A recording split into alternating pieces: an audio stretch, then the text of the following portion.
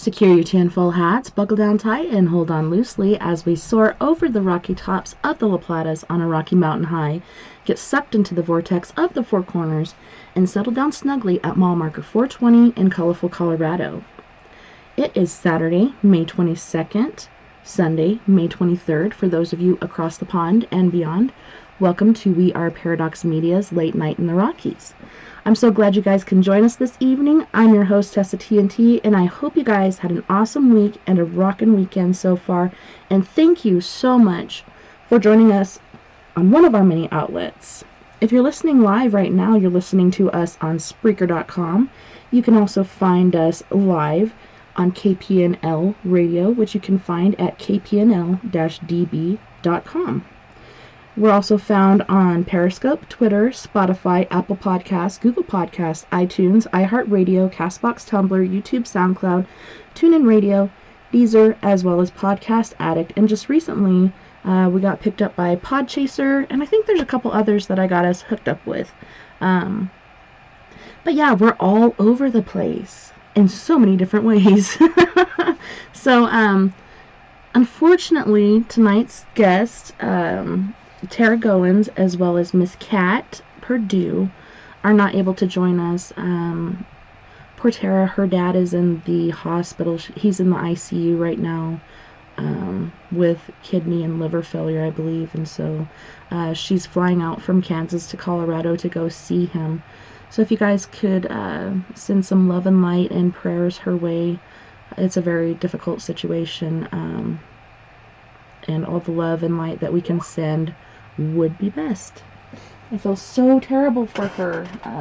My dad passed away the same way, except for it wasn't liver failure. We were all surprised it wasn't liver failure. It was actually kidney failure. And I believe it's due to him. He quit taking his medicine because he was going down to Denver on a bus. I spent the night before he left with them and took him to the bus stop. We almost didn't make it because there was a bad blizzard that night, and yep, I pushed through, got him there. The night before he left, he decided not to take his medication because he wanted them to see how bad off he really was. And to quit anything cold turkey, whether it's drugs, alcohol, or even your medication, your body will go into shock and your organs will seize up because they're used to processing things, and once you take that away, they kind of freak out and they don't know what they're doing anymore. But I'm sending love and light to Miss Tara and her beautiful mother and her family during this hard time. And thank you guys for doing the same. Hello, Mr. Morris. Hello, champ. Hello, beautiful sister Sandra. So, on that note, what I'm going to do, instead of doing a replay or something tonight, I hate doing replays. I hate for you guys to listen to the same old, so I'm going to read you some stories. I hope you enjoy being read to. This book is called Bizarre Colorado, A Legacy of Unusual Events and People, and it's by Mr. Kenneth Jensen. So I'm going to read the back of this book, and I'm sorry for saying so much. I'm trying to process.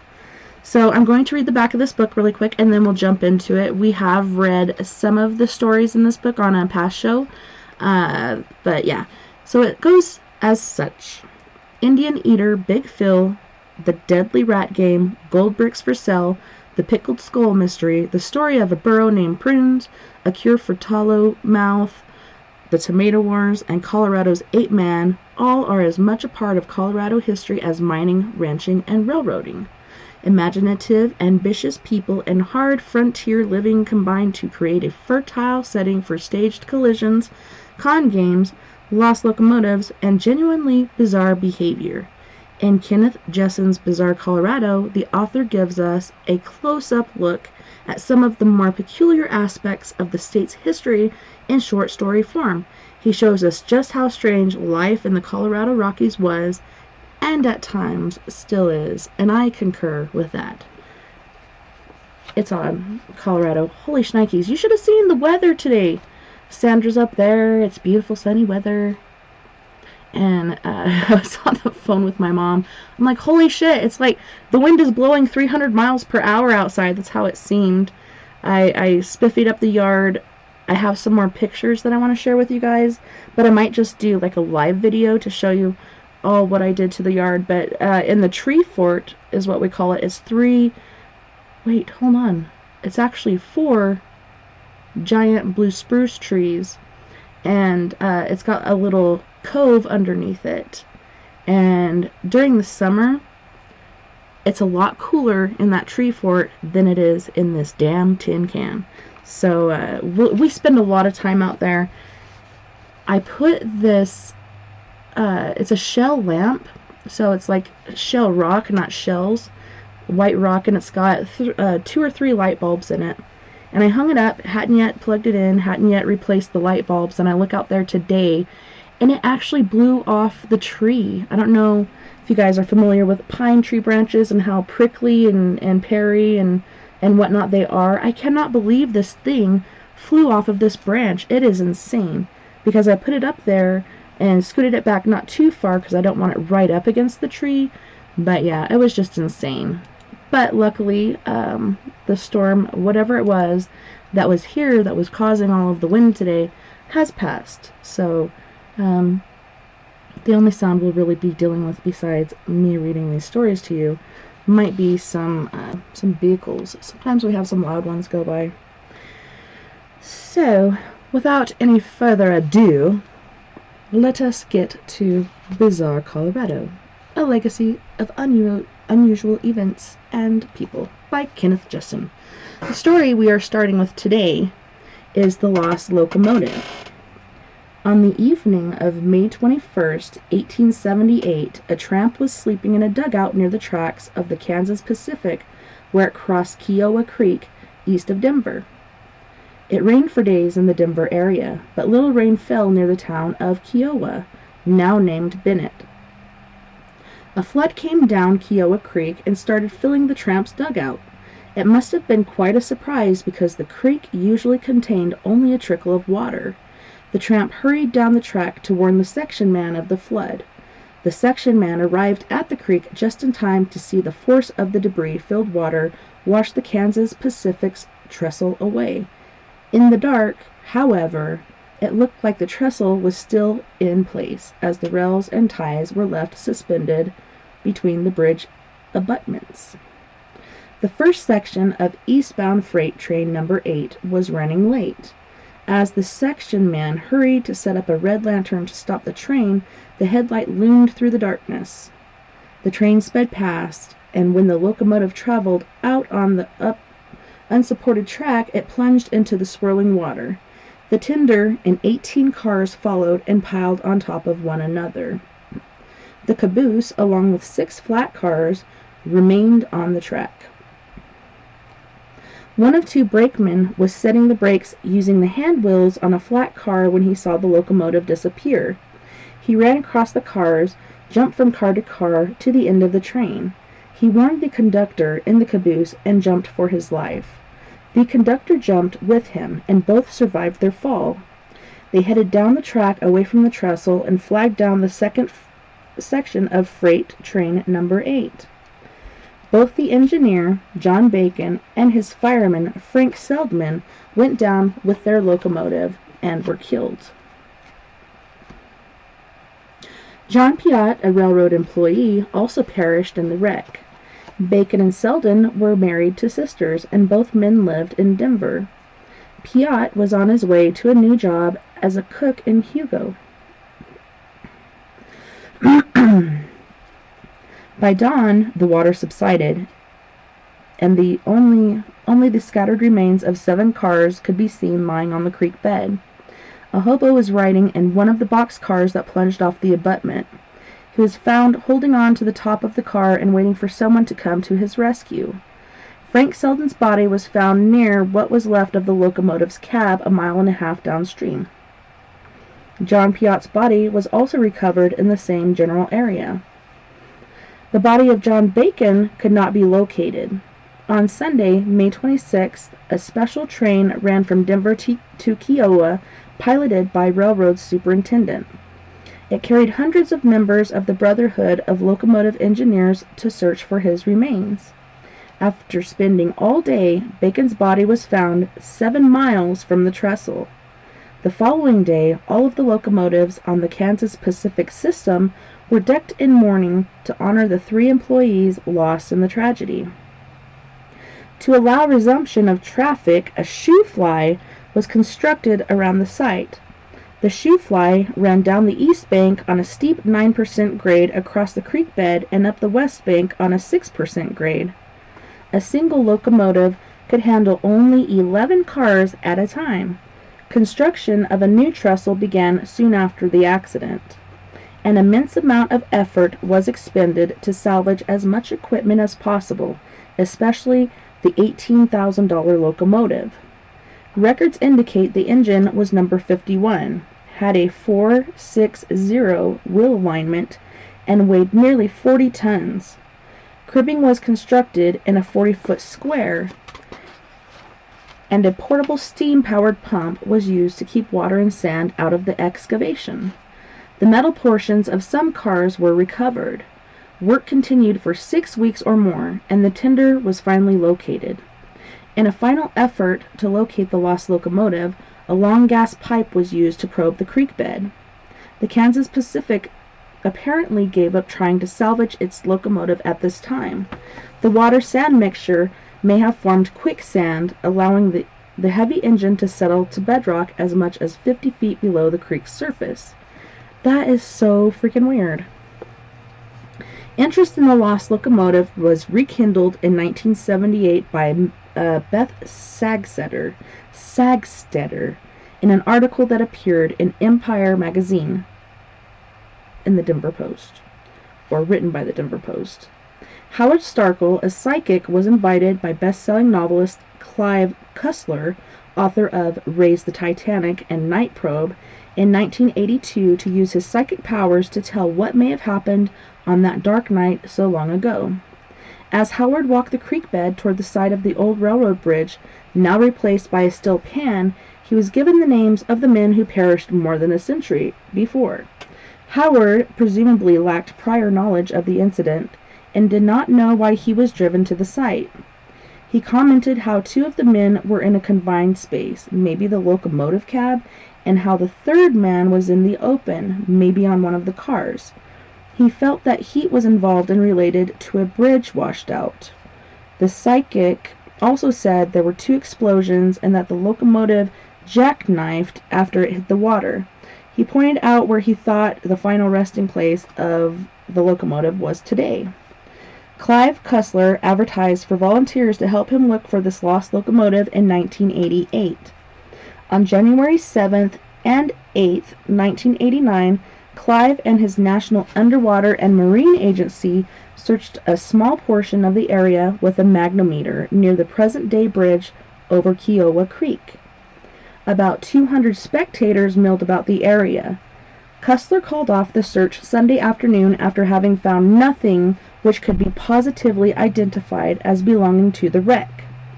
This renewed the interest, brought out several more facts about the wreck site. It is obvious that the railroad made a new and deeper cut leading up to Kiowa Creek. The new cut is about 15 feet downstream from the old cut. The railroad also added a substantial amount of fill over the years to raise the roadbed far above the floodplain. This means that the present-day bridge may not be where the original trestle was located. It also means that the fill may have buried the wreck even deeper than the silt from the creek. In addition, the state hydrologists pointed out that the creek was shifted as much as a mile side to side based on aerial photographs. To dispel the legend of the lost locomotive of Kiowa Creek, Colorado Railroad Museum Director Bob Richardson did some research. Engine number 51 was not lost at all, but was rebuilt in August of 1881. According to his records, its number was changed to 1026 in 1885. In 1886, number 1026 remained on the railroad's inventory, but was listed in poor condition. The financially troubled Kansas Pacific would have moved mountains to get their engine back. It is likely that the locomotive was retrieved at a later date when the creek bed was dry. Keep in mind that the sand was still saturated with water during the first attempt to find number 51. And then there's a very interesting photo here. Man, this locomotive, you can tell it's old school. It's so cool. I love engines and trains and such. So the locomotive shown above was quite similar to the type lost to the Kansas Pacific Railroad in Kiowa Creek. And then there's another picture that shows novelist Clive Cussler searching for the lost locomotive of Kiowa Creek using a magnometer. And the photograph was taken by Kenneth Jensen. Modern steel bridge over Kiowa Creek near the town of Bennett. This bridge is near the site of the 1878 wreck where the locomotive tender and 18 cars from the eastbound train number 8 ran into the creek. The engineer, fireman, and railroad employee perished in the accident. Volunteers digging in January 1989 for the Kansas Pacific locomotive thought to be buried in the creek bed. So that's why it's so cool. Like, if you get this book, which I implore you to because there's so many awesome stories, it's $14.95, purple, well written. This guy, I mean, not only did he investigate all these stories, but went on site and took pictures. Hello, Steve. Hello, Jose. Good to see you guys.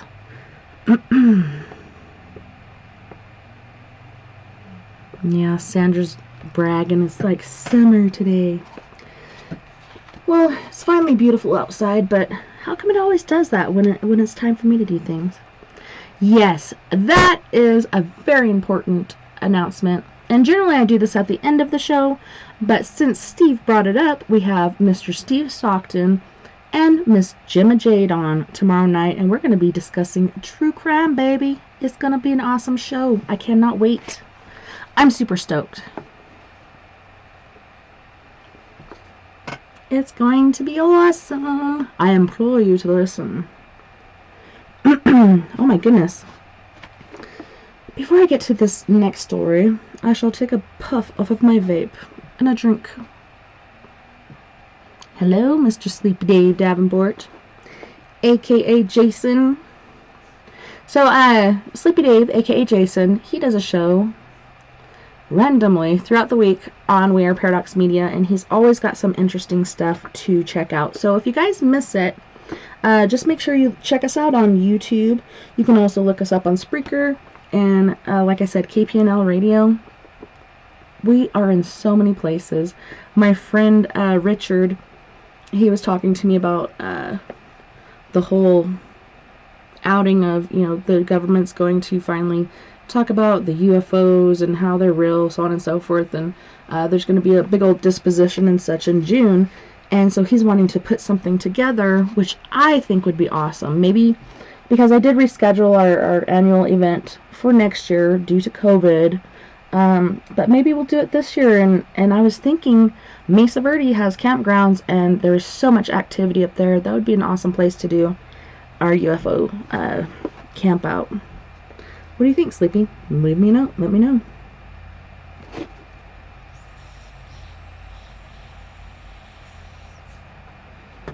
But yeah, he left me a message, and he said that he looked me up as far as We Are Paradox Media and Four Corners Paranormal, and we're all over the place. He's like, last time you were like on one or two places, and now you're everywhere. Good job on that. He also said that I should probably get another phone line for people that want to call and talk about their UFO sightings or experiences. But, I mean, nobody calls me on my phone except for telemarketers or, you know, people that want money for bills or whatnot. So, I mean, this has been my Four Corners number forever. I'm not going to change it. And there's no reason for me to have my own phone line because, like I said, nobody calls me. Which I don't mind because I don't like talking on the phone. Okay, so this next story is called Baby Tossed into Blizzard. Welch Nossaman carried mail under contract between Del Norte and the mining town of Summitville during the 1870s. In the winter months, the 28-mile trip took 2 days to travel up and back to Summitville. One winter, a severe blizzard hit the high country and snow began to drift to Summitville. The situation became life-threatening and residents elected to evacuate the town. They headed down the toll road toward Del Norte and agreed to remain there until the weather improved. The Trailors, which is spelled Trelores, were a young couple attracted to the rugged life in Colorado mining town. They had a dog and a 6-month-old child. During the hazardous trip down from Summitville in the blinding, blowing snow, the wagons became stalled in a snowdrift. Mr. Trailor feared that his family would lose their lives in the storm, and he prayed to God to save his family. Mail carrier Welch Nossaman came to the rescue and got the mules unhitched from the stalled wagons. He knew that the mules could make it through the deep snow by walking single file and by breaking a trail for them. The residents included the Trailors were placed on the backs of the animals and the wagons were abandoned. When the party arrived at the toll house at the base of the descent from Summitville, a big fire was built to warm everyone. After about half an hour, Mrs. Trailor realized that no one in the party had her young child and asked, "Where is my baby?" Nossaman responded to the distraught mother, "Didn't you bring it out with you?" She related how she had handed her child to the mule skinner, Dan Hoover. Nossaman immediately left the toll house to face the blizzard once again to find Hoover. He went to the stable and said to Hoover, "Dan, what did you do with Miss Trailor's baby?" He responded, "I throwed it up in front of Joe Simmons on a mule." Nossaman found Joe Simmons at the nearby waterhole and asked, "Joe, what did you do with Miss Trailor's baby?" He said he never brought a baby down from where the wagons were left. Nossaman told how Dan Hoover remembered wrapping the child up in bedding and throwing it up to him to place ahead of his saddle on the mule. When Joe was asked what he did with the roll of bedding, he responded, "Oh, a mule got down up there off the trail, and I dumped it off a mile or two above here. I thought we could go back and get the bedding if we needed it. I just left it laying there." Nossaman promptly put on his snowshoes and faced the piercing cold. He went up the trail and eventually found the roll of bedding beside the trail.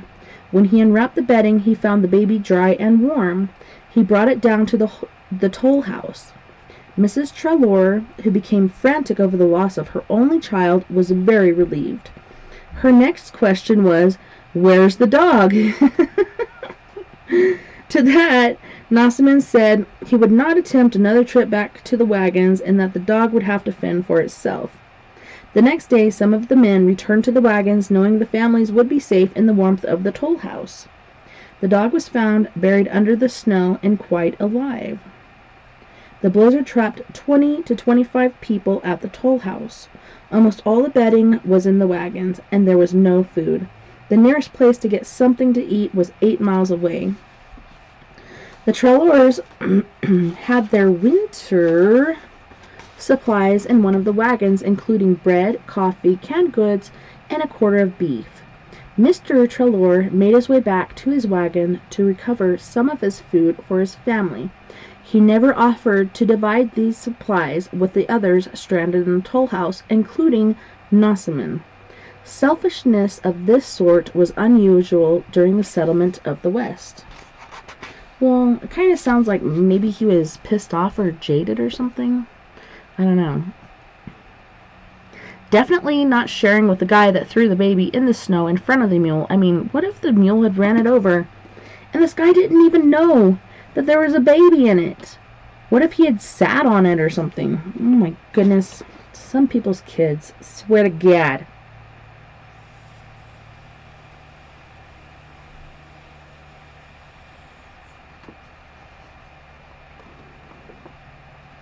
This next story is called A Colorado Cactus Tragedy. During the 1870s, one of the trail riders for the Iliff Cattle Ranch in northeastern Colorado had just finished his lonely evening meal at a line cabin when his 2 dogs began barking. The cowboy knew that only Indians would upset his dogs to such an extent. He quickly barred the door and waited for a fight with the Indians or for a friendly visit.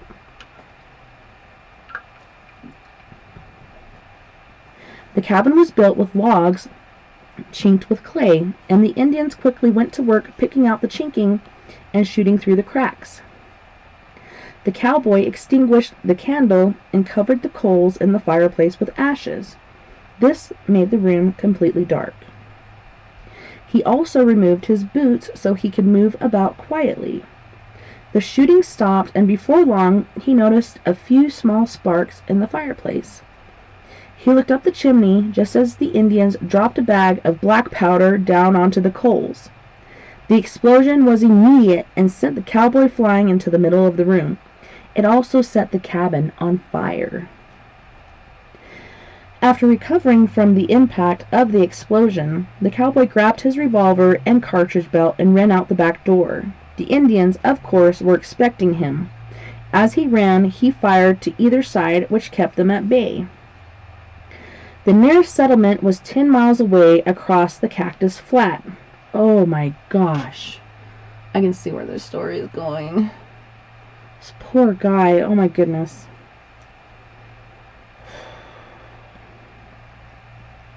Barefoot, he ran as fast as he could to keep ahead of the Indians. He could hear them clearly, but they gave up the chase in the middle of the flat.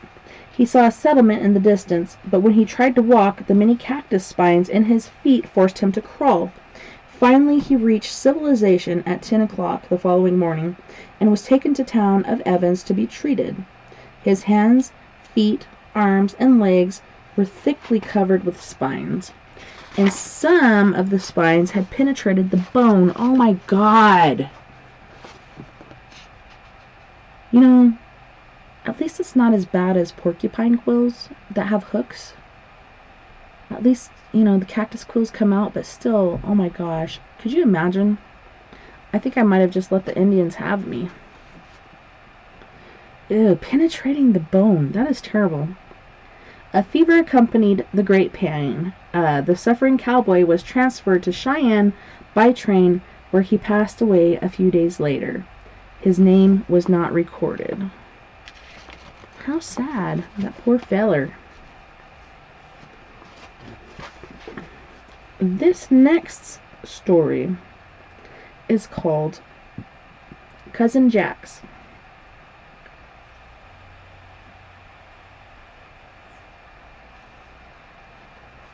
Cornwall, England, a small peninsula at the southeastern tip of Britain, was considered the home of the finest hard rock miners in the world. They mined tin and smelted it with copper to produce bronze. By the mid-1800s, the mines became so deep that it was no longer economical to continue operations. At that time, the Cornish men began to immigrate to other countries, including the United States. Many of these fine miners were attracted to Colorado to help strengthen the state's mining economy. The Cornish miners brought their unique mannerisms, superstitions, and peculiar speech patterns with them. Especially noticeable was their way of adding an H sound at the beginning of words that had no H, then leaving out the H sound where it should be. This was combined with other uniquely Cornish speech patterns. They had the habit of adding "you" after a statement. When asked how they were, they might answer, "Some grand, you." They also called everyone by some endearing terms such as "my son" or "my beauty," using "thee" for "you." They might inquire, "How are thee getting on there, my son?" Cornish became known as Cousin Jacks at the Colorado mining camps.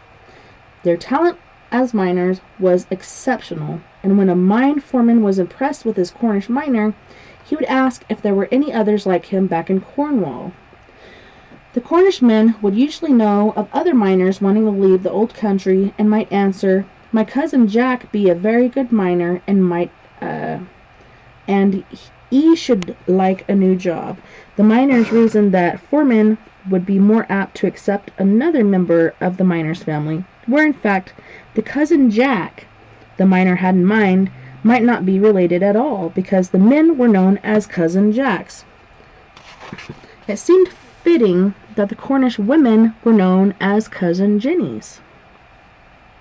Some of the mining camp saloons offered a free drink to the first patron of the day. On a very cold, snowy morning, 2 Cousin Jacks arrived simultaneously at the door of a saloon with this particular offer to entice early drinking customers. The owner gave both a free drink. The drink warmed their souls after their brisk walk from home, and was so fine that the Cornishmen decided to buy another. As was their custom, they alternated paying for the drinks, and so it went on through the morning. Naturally, the more they consumed, the more they thought of facing the cold walk to the mine, and the long day underground became less attractive. The 2 men debated on whether to go to work and could arrive at any conclusion. One of them came up with an idea to solve this dilemma and said, "Pardner, I'll tell thee what we'll do. We'll go out and throw rock, and if he stays up, we shall go to work." One Cousin Jack was forced to help his wife with a boarding house and bemoaned the high cost of food in the mining camp. To get away from the house for a while, he decided to try a brand new saloon. A stuffed owl was mounted in back of the bar as a novelty item. The first thing that caught the eye of the Cornishman was that owl. Apparently, he had never seen this type of bird in the old country and asked the bartender, my son, how much is that flat-faced chicken over there?" Misunderstanding the reply, the Cornishman retorted sharply, "I don't care how old he is, he's good enough for boarders." As more Cornish miners joined the ranks of the mining camps, an expression came forth, "Wherever there is a hole in the earth, you will find a Cornishman at the bottom of it." So it shows a picture of this stuffed owl at the bar in South Park City. Oh my God! South Park, Colorado. One of the smallest towns I've ever seen. So small and in the middle of nowhere. So one Colorado Cornish miner claimed he worked so high in altitude that he could hear the angels sing, and down so deep in the earth that he can hear the Chinese doing their dishes. Methodist Bishop Donald H. Tippett came in contact with many Cornish miners and lived in Central City. He recalled that the camp was so crowded that the miners were forced to sleep 3 to a bed. Whenever one of them wanted to turn over, he shouted, "Ready!" The second man would repeat, "Ready!" The third man would say, "Turn!" All 3 would then turn over in unison. One night, 3 Cornish miners were rather drunk and wandered into the St. James Methodist Church during a revival meeting. Finding a pew at the back, the trio sat down just as the evangelist was warming the crowd up with a hymn. The verse went, "The judgment day is coming. Are you ready?" The preacher repeated in a loud voice, "Are you ready? Boy, are you ready?" The miners found it irresistible and joined in with him with a shout, "Turn!" The Cornish miners had many superstitions and strongly believed that a woman in a mine was bad luck. Don't they say that about women on ships too? But women actually made some of the best pirates ever. Ever. Whistling in a mine could also bring bad luck. Greatly feared were the knockers, or what we know as Tommy knockers. They were big-headed, small-eyed, wide-mouthed, evil spirits that could vanish in a puff of smoke. A knocker stood about 2 feet tall, and they were believed to be spirits of dead miners. They wore tiny miner's boots and colorful shirts. The knockers used small hammers and picks to torment the Cornish miners while they were at work. It was very bad luck to run across one of these creatures in a dark mine passage. Mine explosions and cave-ins were blamed by the Cornish on the knockers. "Those damn cotton-picking Tommy knockers, strupy-legged scallywags wearing their tiny mining boots. It'll be the day." Could you imagine? Okay, so I'm perplexed. Like, why would a miner come back as a 2-foot-tall, big-headed entity that wore colorful shirts and little tiny mining boots? I'm perplexed.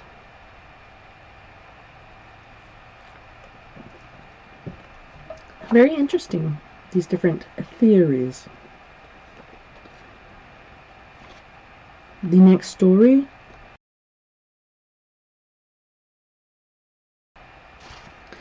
The Adventures of Balaam.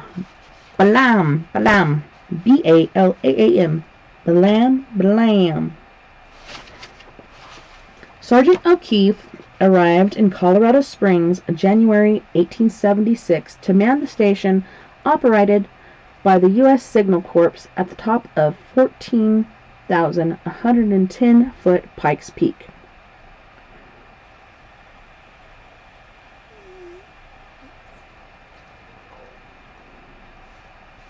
His job at this windy, cold outpost was to operate the weather station established 2 years before.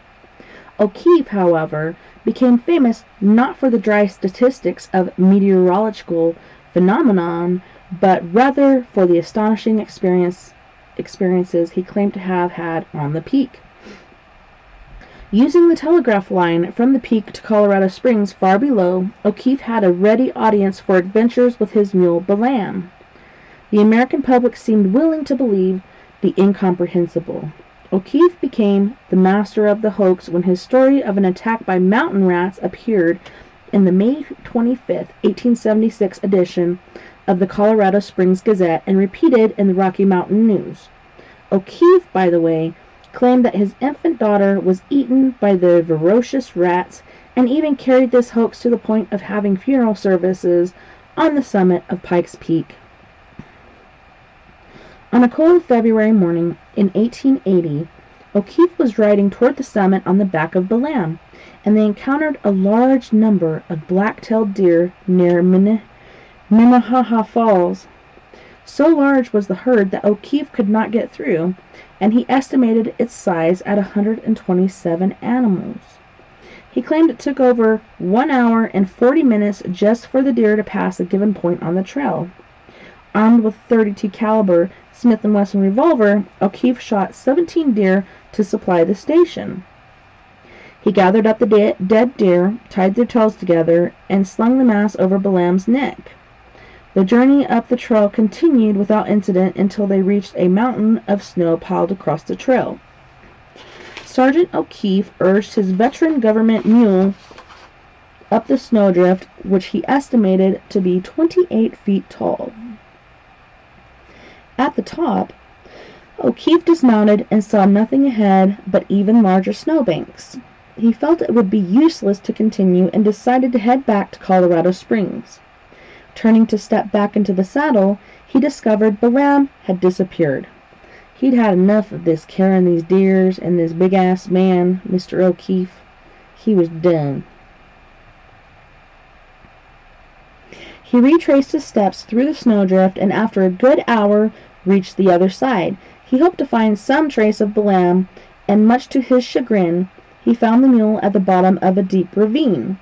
The black-tailed deer were scattered through the top of the mountain, and the mule was lying on his back with his feet in the air. Oh my goodness, I could just see this. The sergeant struggled down the ravine and rescued Balaam by helping him back to the trail. The deer were gathered up and placed in the saddle. On the saddle. Soon O'Keefe and Balaam reached a secluded part of the trail in a deep forest where they were attacked by 6 ravenous mountain lions. In order to save his life and that of his mule, O'Keefe was forced to cast the deer carcasses to the lions. The 17 deer, however, failed to satisfy the appetites of the lions, and they continued to stalk him. You know, there's nothing better than a hot meal. I don't want any cold, icy deer meat. I want that hot, living human and ass carcass.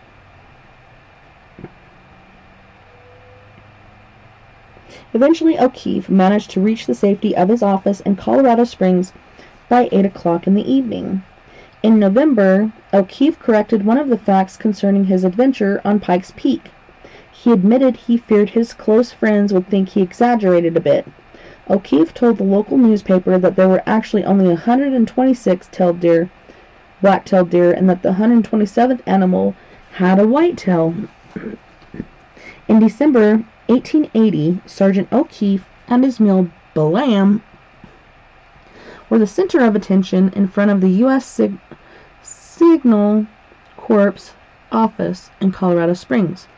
As a reporter from the local paper approached O'Keefe was heard to remark, "Gentlemen, you can laugh at that mule all you please, but he is endowed with better instincts and has got more of the history to back him than any of you."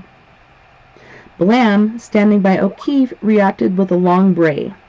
The mule, by the way, was gray, stood 14 hands high, and showed the unmistakable signs of having been subjected to many hardships. O'Keefe boasted that Balaam was the first mule to conquer Pike's Peak and breathe the breath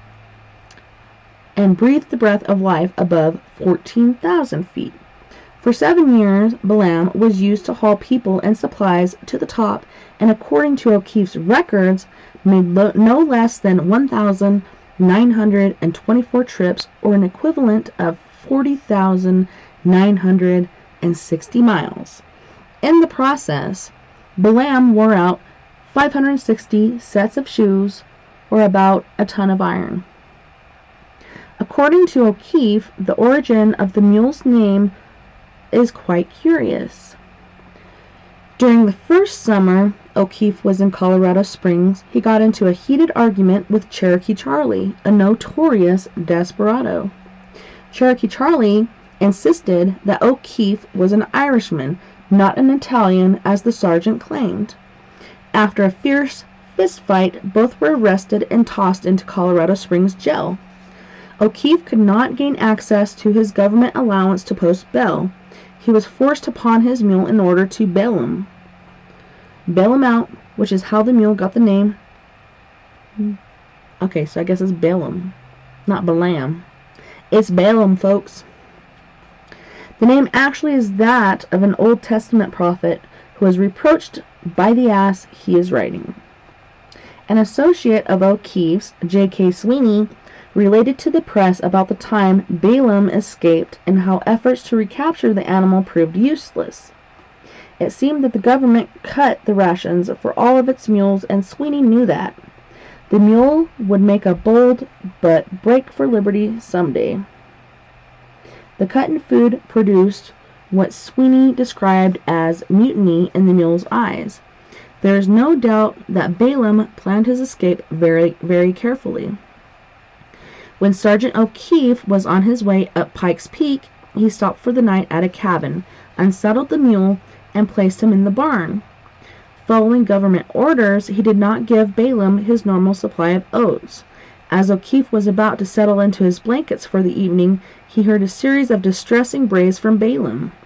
Thinking that the animal was under attack from wild animals, O'Keefe hurried to the barn. As he opened the door, Balaam sped past and down the mountain to freedom.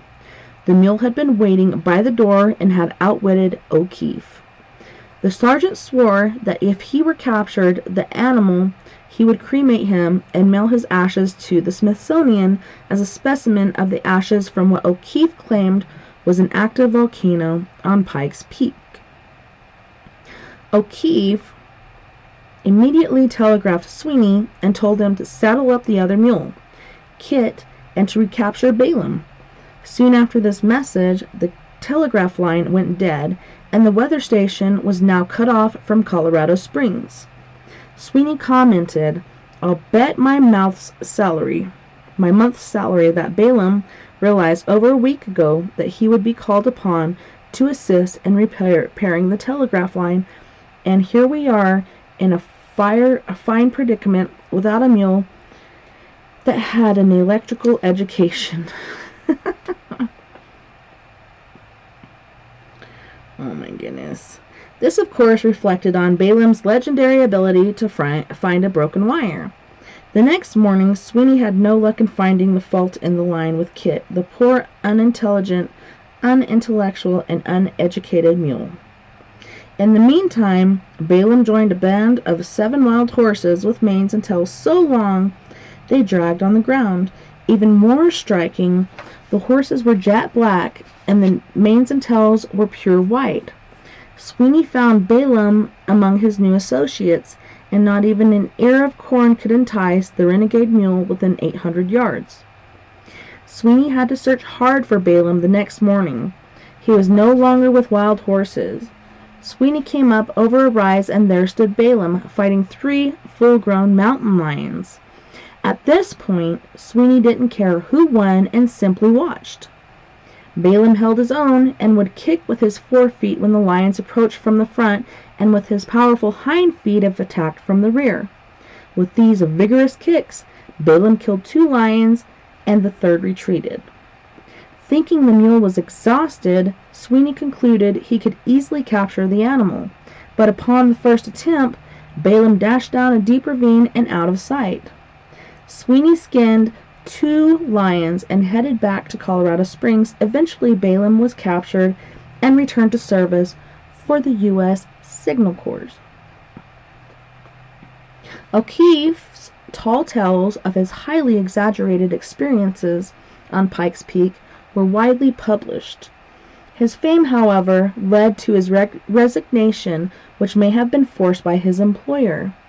Mountain rats and volcanoes on Pikes Peak enriched Colorado history, to be sure, but his reputation as a prevaricator was an embarrassment to the U.S. Signal Corps.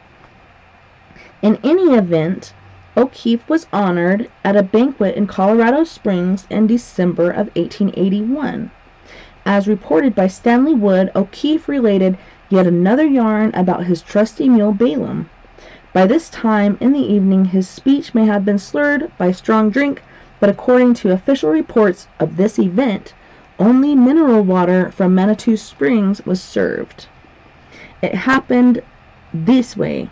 Balaam, the government mule, and myself were ascending the peak when all at once we were attacked by a ravenous mountain lion.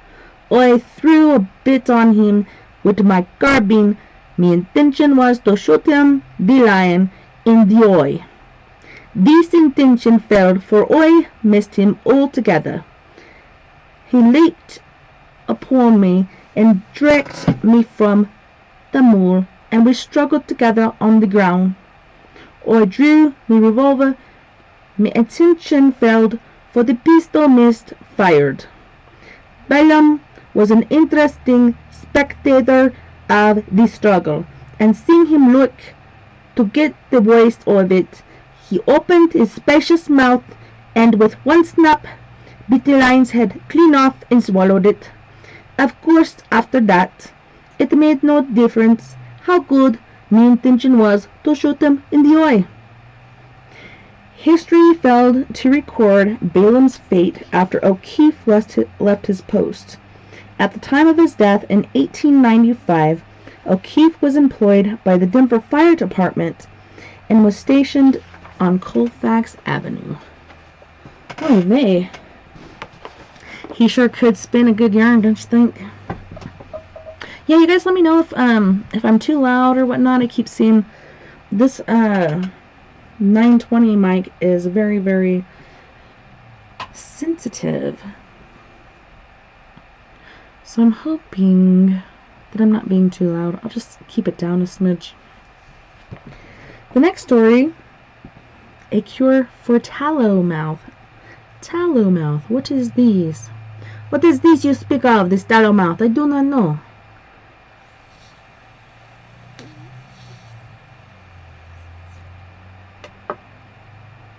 I hope I'm not boring you guys. I'm actually, instead of reading the story right now, we are going to go to our first musical break. On this break, you guys, we have an awesome musical guest. We have Miss McKaylin Hay from Ontario, Canada. Just graduated school last year. Poor girl with this COVID stuff going on. But she's so talented. If you want to find her, you can look her up on YouTube. She not only makes music, but she makes her own music videos. And this music that we have this evening for our musical break is lovingly and so willingly given by our musical host, Mr. Roy Washington. And he's also a musical person. Like, he writes and sings his own music. He's also a part of a group that we play here sometimes. What the heck are they called? Prime Example, I believe, is what the band is called. But they're great. Roy Washington is awesome. And he has his own show, which is known as Quest Nation. So we have Miss Michaelin Hay with Collapse, Nothing But Blood, Close, and Devil You Know. And then, of course, we have Mr. Fred Johnson III with Sugar. You guys don't go anywhere. We'll be right back after this musical break.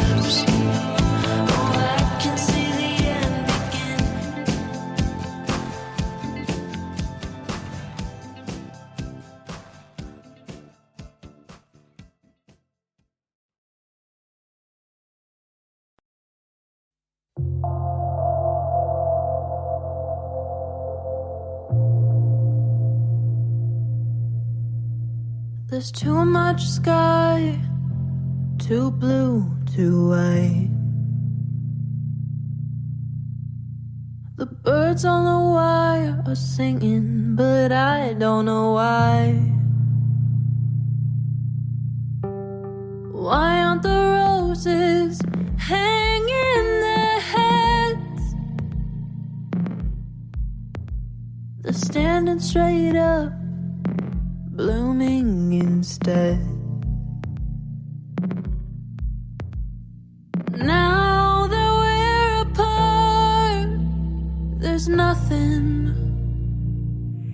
but blood in my heart.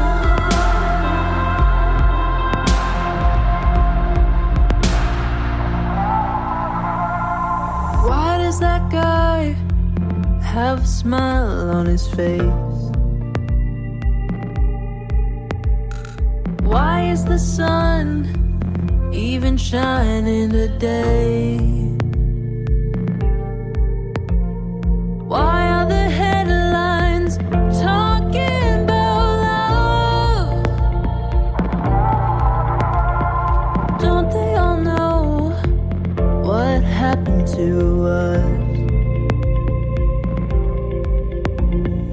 Now that we're apart, there's nothing but blood in my heart.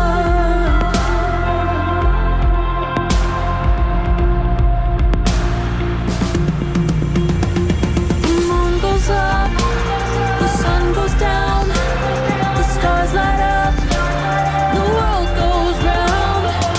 Every day, life moves on, it don't stop for anyone. The moon goes up, the sun goes down, the stars light up, the world goes round. Every day, life moves on, it don't stop for anyone.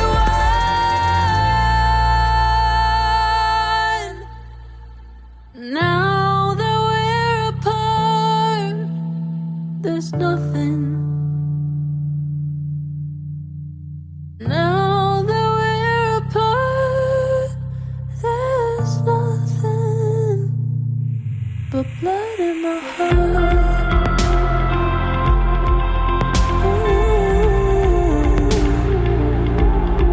Blood in my heart.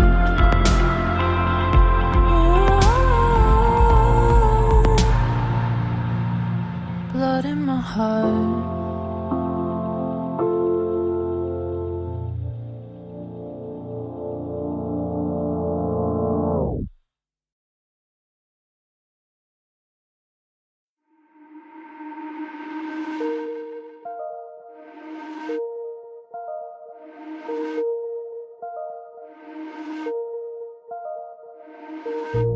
Saw you for the first time in a while, in a while.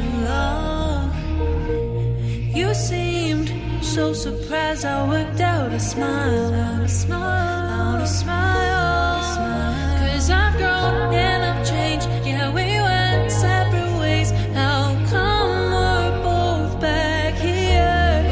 'Cause you pushed me away, had my life rearranged, but still we're both back here. Close to me, I want you close to me. I can see that you want it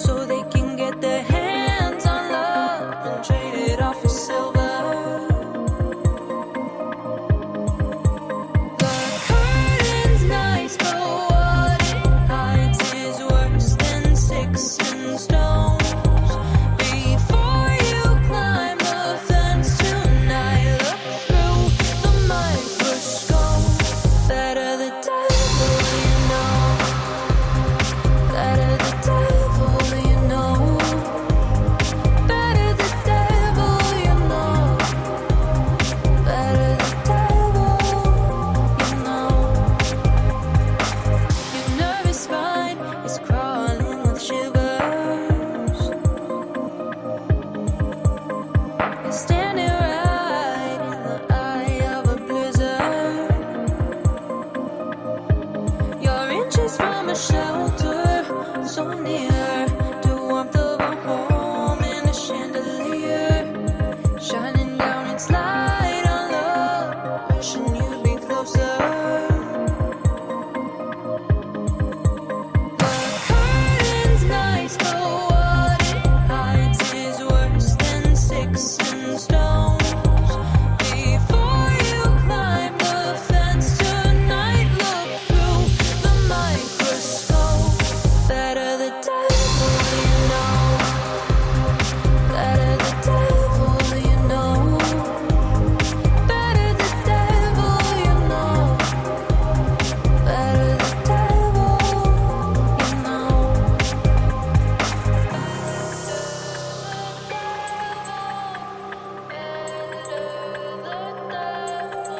Before you climb the fence tonight, look through the microscope. Better the devil you know. Better the devil you know. Better the devil you know. Better the devil you know.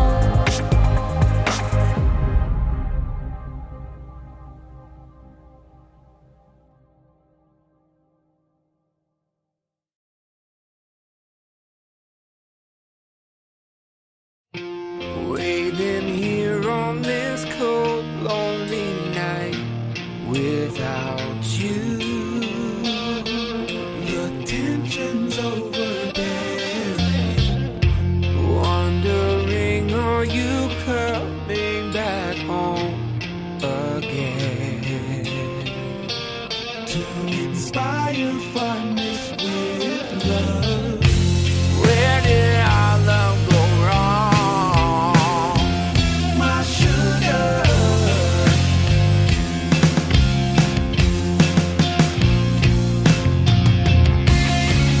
Why did I make you cry?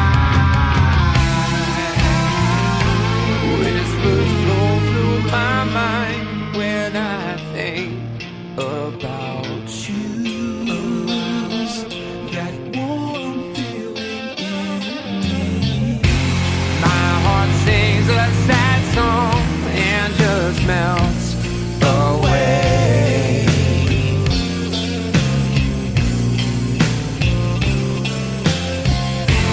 Please look into my eyes, my sugar.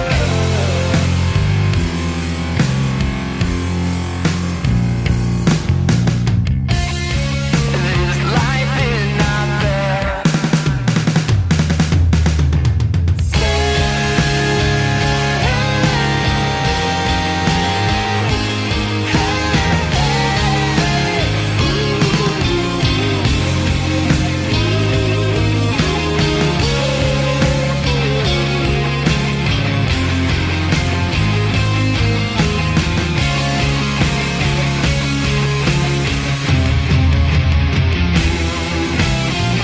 Until the sun doesn't shine anymore, I'll be there.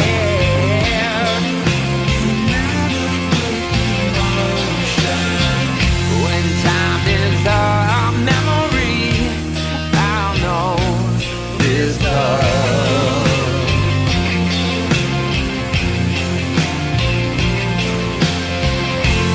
You will always be the one, my sugar.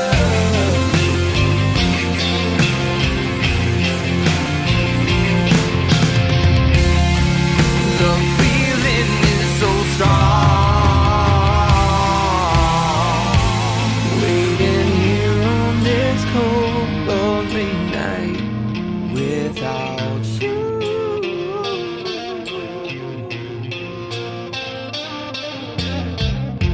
Where did our love go wrong?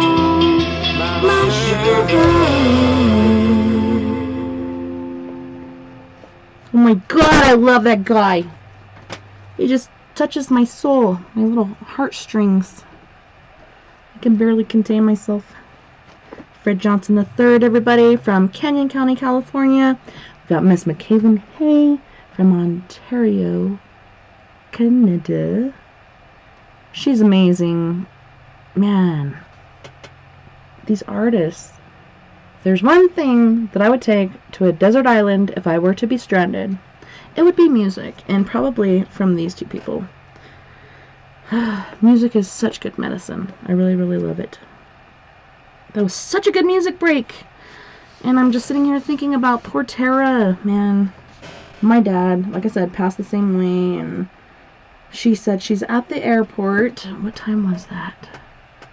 She was at the airport, and that was at 7:15, so shortly after we kicked off. And she said she's so sad to miss the show. Even on her message, she had done so much studying and everything to prepare for the show, which, girl, you don't gotta do that, but I really appreciate it. Oh my goodness. She said she's at the airport now, and hopefully her dad is okay, and I do hope her dad is okay, and her mom, Nay, is such a beautiful, wonderful woman, and I just hate that this happens to people. It is a part of life, and I just told her, you know, well, I was going to say, no matter what, everything's going to be okay, but I didn't say that. I don't know why. I thought I did, but I decided not to, because I don't think right now is the time to tell her that. You know, for him, he'll be free of his human body, his human... Basically, we're like a person in a canoe. Our body is our vessel, and he no longer has to be weighed down by these health issues, so on and so forth. But it is so hard for us as human beings and loving people. You know, we feel so selfish for you know, crying and being sad for these people being gone, when in reality they are in a better place. Like, they're free of their spirit, their physical bodies, they're spiritual beings. You know, they're free, they're happy.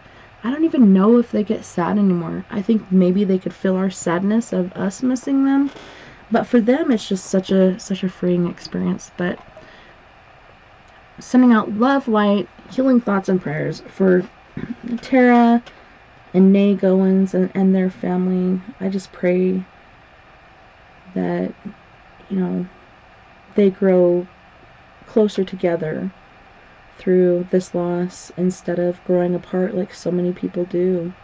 So many people focus on the wrong things. They focus on the monetary and physical things instead of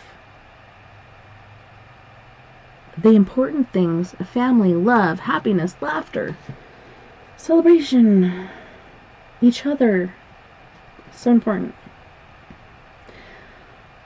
But on that note, with no further ado, we shall return to our reading section, where we have Bizarre Colorado, A Legacy of Unusual Events and People by Mr. Kenneth Jensen. So as I said before we went to break, this one is called A Cure for Tallow Mouth. Life was hard in mining towns like Leadville. Little medical care was available, and at an elevation of 10,152 feet above sea level, it was difficult to stay warm in drafty mining shanties. Tall tales originated under these adverse conditions, but they were passed on to others as the absolute truth. For example, newcomers to Leadville were told that in 1877, meat became so scarce during the harsh winter that all the men could find to eat was venison and fried potatoes. They ate so much venison fat, or tallow, that it built up on the roofs of their mouths. Oh my gosh. Oh no. That's worse than peanut butter. Oh my gosh. I cannot even imagine. Holy shnikes. This substantially cut down on conversation, and the miners only talked when it was essential. Eventually, the tallow became so thick that the men couldn't even taste coffee or whiskey. That's terrible. Many solutions were proposed and tried. According to the miners, the most effective was to cover the victim's head with pine knots and needles. Pine pitch was used to hold the mess together. Someone then set a heap on fire, and as the heat became intense, it melted the tallow from the roof of the miner's mouth and restored the victim's taste. No cure such as this was entirely free of side effects, and in this case the cure caused permanent baldness. By the end of the terrible winter of 1877, it was said that 97% of Leadville's miners were bald. Go figure. In the middle of the following spring, a gentleman from Kentucky reached Leadville and noticed a plight of the bald miners. He was in the hair tonic business and immediately began to manufacture, his product from potatoes. Tallow mouth victims readily purchased this product. I just have to message Fern really quick because the dog was just let out and this is not acceptable. No dogs in the backyard during the show. It's only 3 hours. I let them out before the show. They can handle 3 hours without going in the backyard to pee. There is no freaking need for this. Alright. One rainy summer evening, he was headed to town from his cabin with 4 jugs of hair tonic. He held on to one in each hand and tucked one underneath each arm.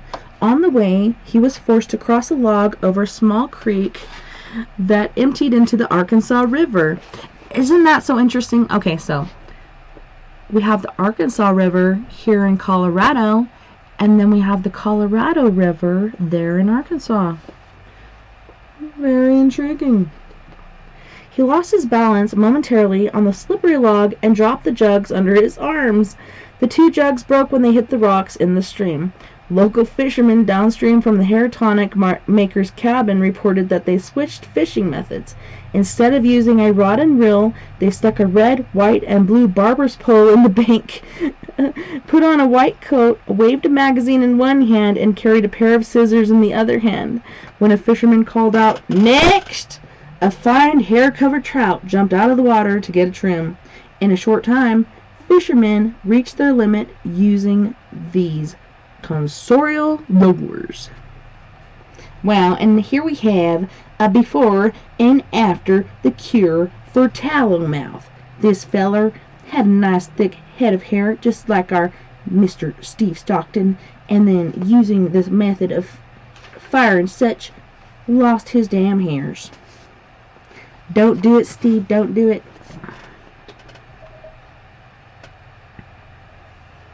This next story is called The Great Rock Wall.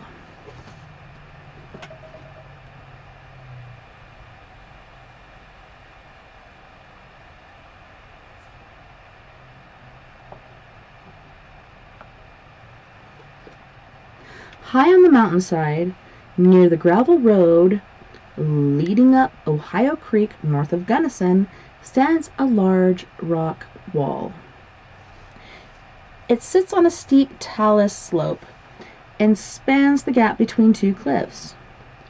Upon close examination, it is apparent that the wall was never completed, as evidenced by the large steps along its top. About 8 feet thick, the wall is composed of hand-fitted rock laid without mortar. The wall stands about 45 feet above its base, and if it had been completed, it would have reached 60 feet high. At either end of the wall are shelves cut into cliffs, which form a constant grade headed towards Ohio Pass. Down grade and away from the pass, the grade ends abruptly in an aspen grove at the end of another talus slope.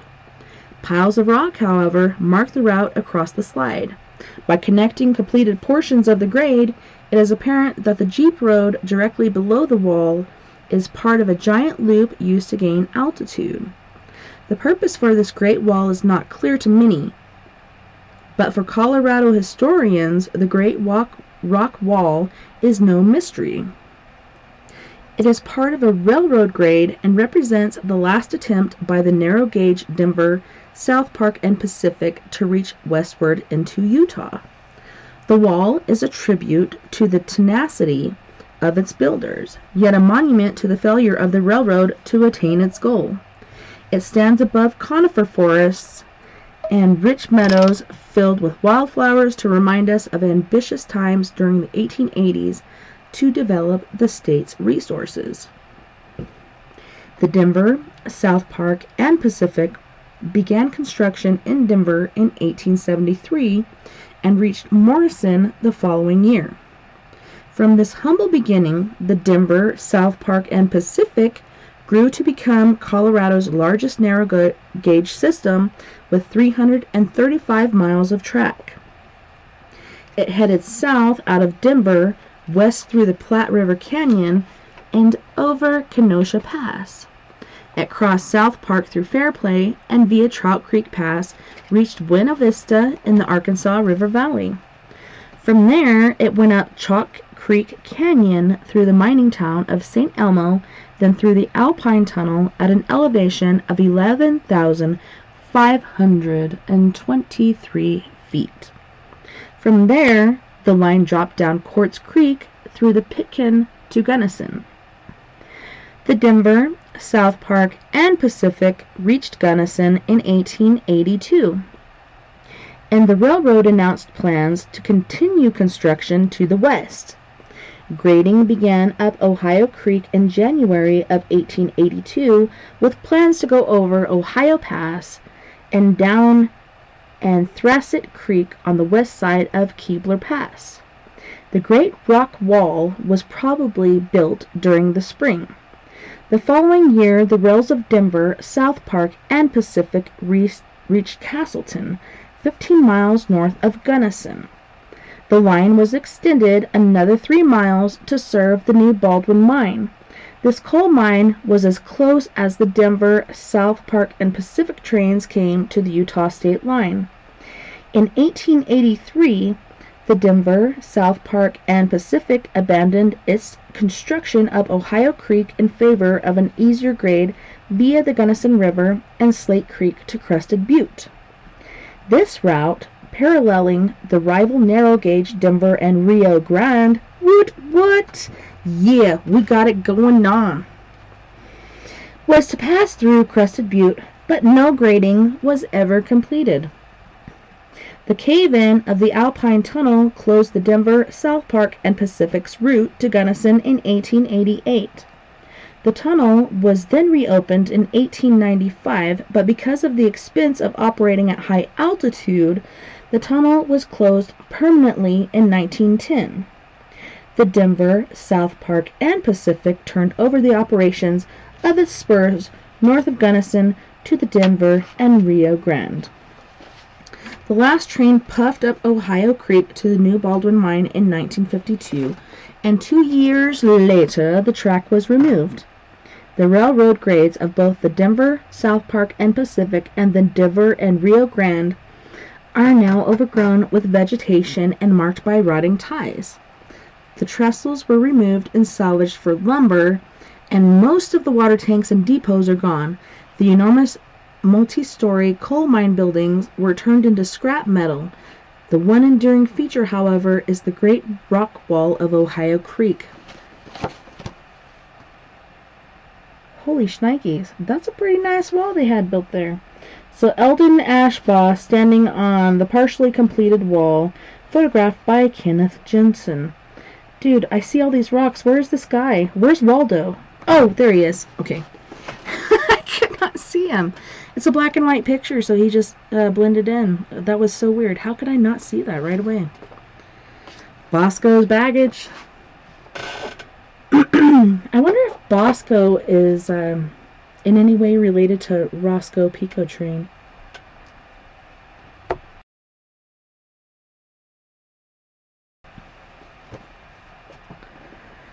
The narrow gauge Rio Grande Southern served many Colorado mining towns, including Placerville, Telluride, Durango, Ridgway, and Rico. Telluride was reached by a branch of the Rio Grande Southern, which left the main line at Vance Junction. About a half-mile away lived Colonel Vance. He was a bachelor who stayed in a small cabin and was periodically drunk.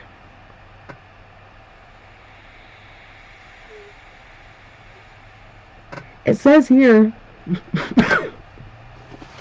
that he actually would go on a binge every payday. Binge drinking's bad, guys. Don't do it. On one particular day, Colonel Vance came to the depot at Vance Junction following a serious drinking bout. After a brief visit, he ventured up the lush hillside catching big green grasshoppers. What a way to spend your time. There's so many grasshoppers. A snake charmer named Bosco had finished his show at Telluride and was on his way south to give another show at Rico. He had to transfer from the local Telluride train to the southbound train and was forced to wait at Vance Junction. He entered the depot with a suitcase full of snakes, but when his train arrived, Conductor Sanders would not allow the snakes on board. Bosco had to leave the suitcase in the office to be forwarded on the next southbound freight.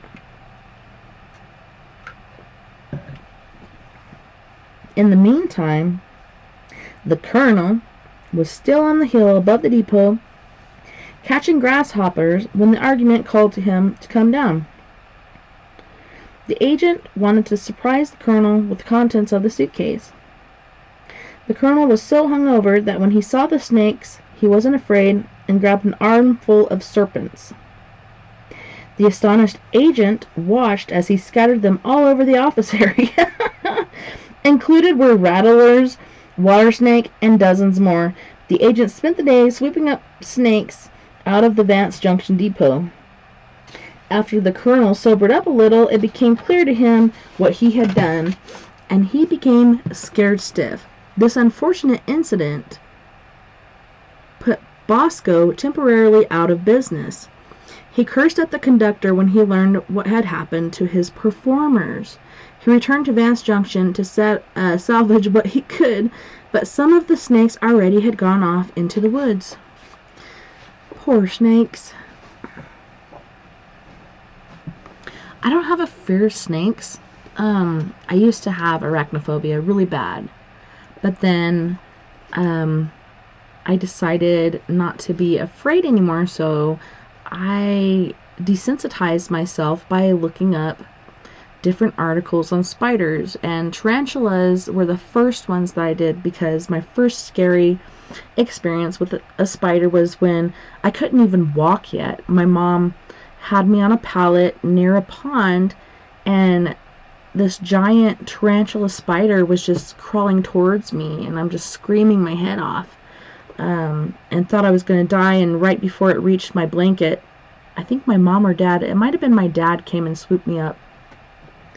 So that was one scary experience. And then as I got older, living in my house in not Prairie Grove, it was Siloam Springs, a wolf spider actually dug behind my ear, laid its nest of eggs behind my ear, and I got really sick, and I had to take medicine, and that popped the nest out into, it was a cone-shaped little core came out of my head, and I can reach back there and feel it now. Like, I have this pretty big scar. It's like basically the size of the end of my middle finger behind my ear. So disgusting. My kids hate spiders, not my daughter. So I had a spider in here the other night. I had to come in to update the calendar for future shows. I can't do it on the phone. It will not allow me. Facebook sucks. So I have to do it on my computer, and then when I do updates, I do it on my phone, and it's amazing to me, like, things that will be on there and saved, and then all of a sudden they're gone. But there was a spider in here, and it was crawling up my secondary computer.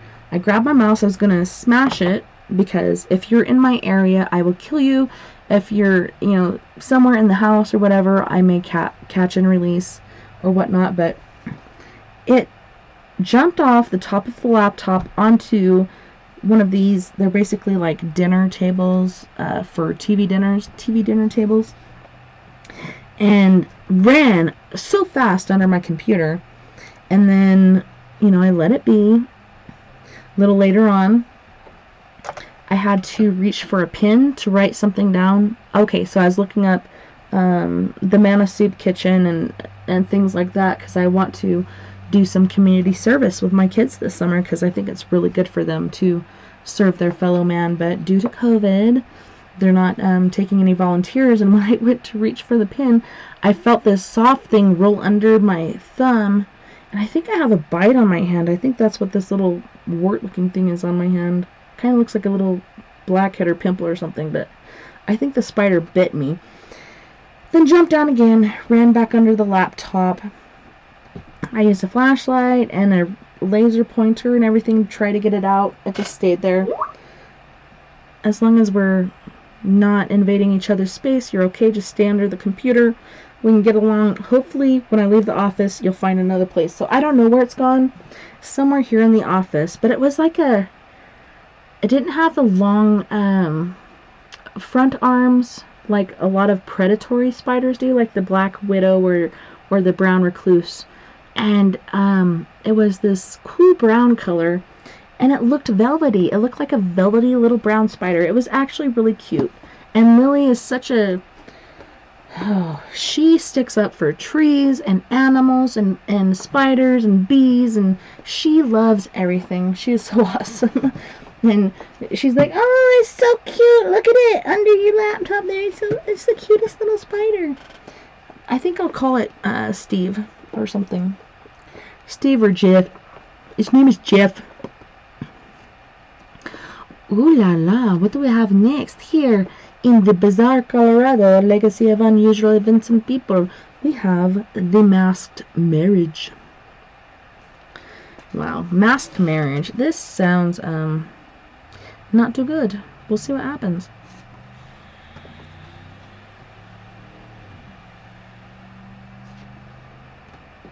That's here in Durango. What the crack? Okay, so the first pastor of the Presbyterian Church in Durango, Reverend James M. McFarland, held his position in 1881 to 1882. During his brief stay, he learned that outlaws as well as upstanding citizens of the area needed his services. One night at 11 o'clock, after the preacher had retired, there was a knock at the door. He told his visitor through the door that he had retired for the evening, but the visitor threatened to kick in the door unless it was opened. As the Reverend opened the door, a masked man holding a revolver and a $5 bill greeted the pastor. The man said to Reverend McFarland, "Partner, I want to get married. I want you to attend the service. I will give you 5 minutes in which to dress and get ready to go with me to perform a ceremony." The Reverend had no choice but to dress. He was escorted to a lonely spot along the Animus River, which, if you look at translation, means the River of Lost Souls. They were joined by 2 other men, and after listening, the Reverend learned that the groom was without his bride. Friends and relatives of the prospective bride who lived nearby opposed the marriage and were prepared to shoot it out to protect her.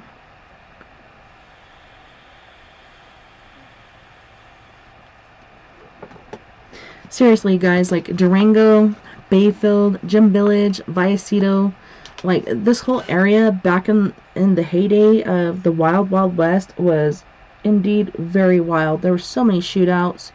Like most things were solved with shootouts and hangings. It was crazy. At that time, Reverend McFarland was not ordained and had no legal right to perform the marriage ceremony.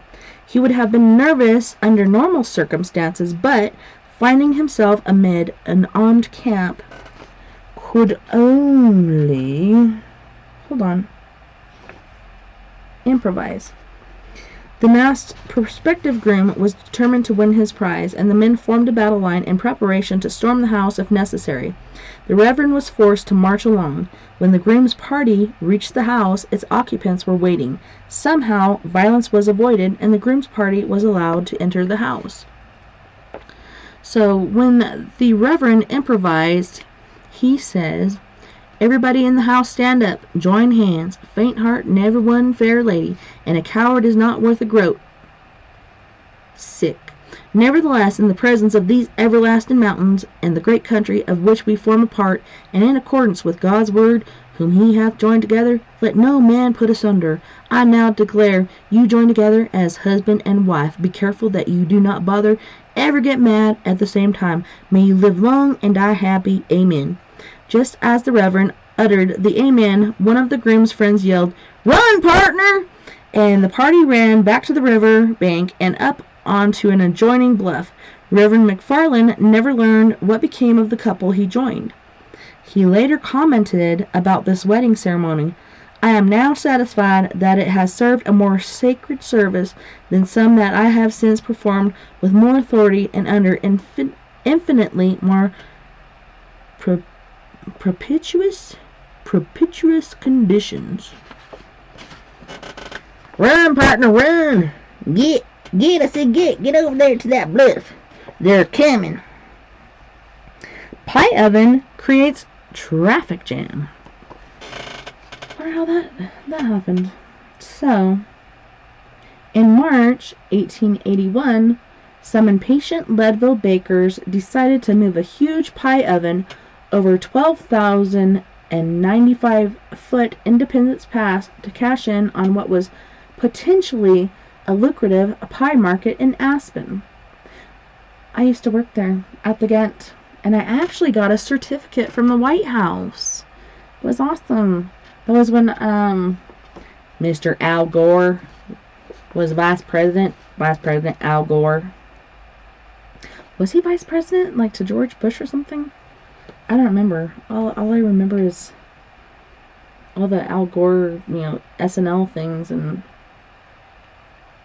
the whole global warming effect that he did.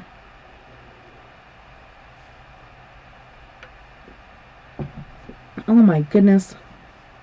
So the bakers purchased a large sled and secured the pie oven to the sled with ropes.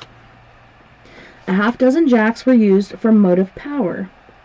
As the trip up the pass progressed, the trail narrowed to the point where the sides of the oven caught on the rocks. Oh my gosh.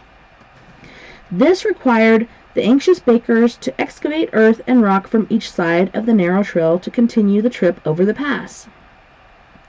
That night, the weary bakers slept in the oven and were haunted by the faint aroma of pastry. A new difficulty arose the next morning as the spring tide of travelers followed the baker's oven over the pass to reach Aspen. The commercial freighters could not get their jacks and wagons around the large pie oven. They were in a hurry to get their goods to the new mining community, but had to resign themselves to follow the slow progress of the pie oven. One freighter arrived behind the traffic jam and asked, "What's up?" Another freighter asked, "A goddamn pie factory is blocking the road." "Well, why don't you push the effing thing off?" To this second freighter replied, "Can't do it. It's too hellfired big. I can't push the fucking thing off. It's too hellfired big." The jam soon extended nearly a mile in back of the oven and consisted of many swearing, howling men. The following summer, well, after the busy bakers set up their pie oven in Aspen, 75 men labored building the Independence Pass toll road along with many of the people in the small mining town of Independence. The toll road officially opened November 6, 1881, and it shortened the distance from Aspen to Leadville from around 100 miles via Cottonwood Pass to 60 miles. Traffic poured over Independence Pass, and the toll company kept a small army of men on hand to keep the road clear through the snowstorms. All through the winter, a solid double line of traffic moved in opposite directions over the new road. The hairpin turns were eventually banked and broadened so that during the summer, stagecoaches could descend with their teams at a full gallop. Dogs were sometimes used to run ahead of the stagecoaches to warn the uphill traffic that a speeding coach was approaching. And then here we have a picture of Independence, Colorado, viewed from Colorado 82 over Independence Pass. This modern road follows the original tow road in most places.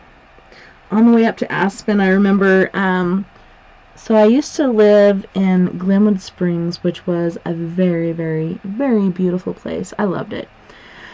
They had some natural hot springs there, which Goldie Hawn and her old man would go and visit. I never went because I never liked the sulfur smell of the natural hot springs. Like, to me, it's just gross. Like, I don't want to get in water and then have to shower 3 times to get this rotten egg smell off of me. You know what I mean? But supposedly they're healing waters. They're really good for you.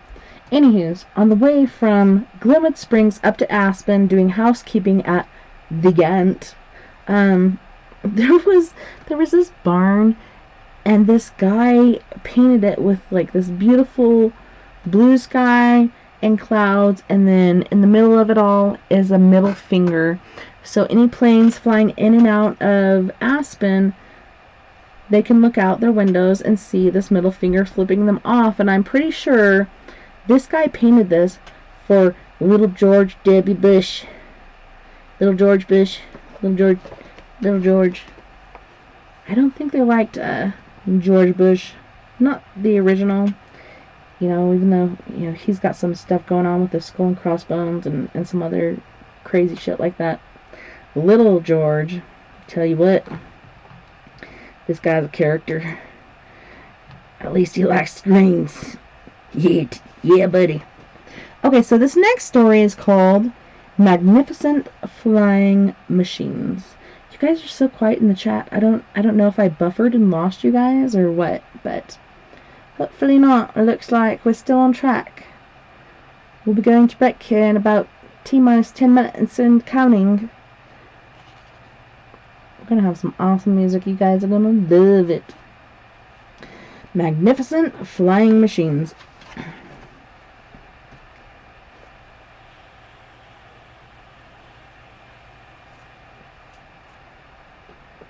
So Colorado was not without its inventors, especially in the area of flying machines. For example, the Denver Republican reported in 1888 that Charles H. Morgan of Gunnison invented an improv airship using flapping wings for propulsion. Could you imagine? The invention even was featured in Scientific American. Morgan's patent airship was listed as light yet strong. It was roomy and, according to Morgan, could fly easily. He also claimed it was easy to maneuver. Constructed of a series of tubes running the length of the flying machine, the tubes were bent to assume a football shape. The purpose of the tubes was to hold the compressed gas, while ribs formed the frame. The patent called for either a metal or silk skin over the frame to act as the airship's cover. Part of the propulsion system took the form of birds' wings, which were used to propel the ship upward and forward as they dipped and stroked through the air. The rudder was the shape of a fishtail and moved back and forth as the machine flew. The compressed gas was Morgan's real secret and was exhausted into chambers inside the ship. Valves were used to control the concentration of the gas and to regulate the airship's altitude. With the flapping, stroking, and release of gas, Morgan's airship would have been interesting in flight, but as far as is known, none ever was constructed. Inventor George L.O. Davidson constructed a prototype flying machine of enormous proportions. Davidson lived in the Denver suburb of Montclair, where he constructed his aircraft in 1907. The Scotsman claimed he discovered the correct theory for the law of flight. His machine was designed to fly from Chicago to New York City in 3 hours while carrying 100 passengers. Gyroscopic rotary lifts made of 110 8-foot blades were supposed to allow the machine to fly. The lifters revolved horizontally on vertical shafts, much like a helicopter. The shafts could be tilted to vary the amount of lift.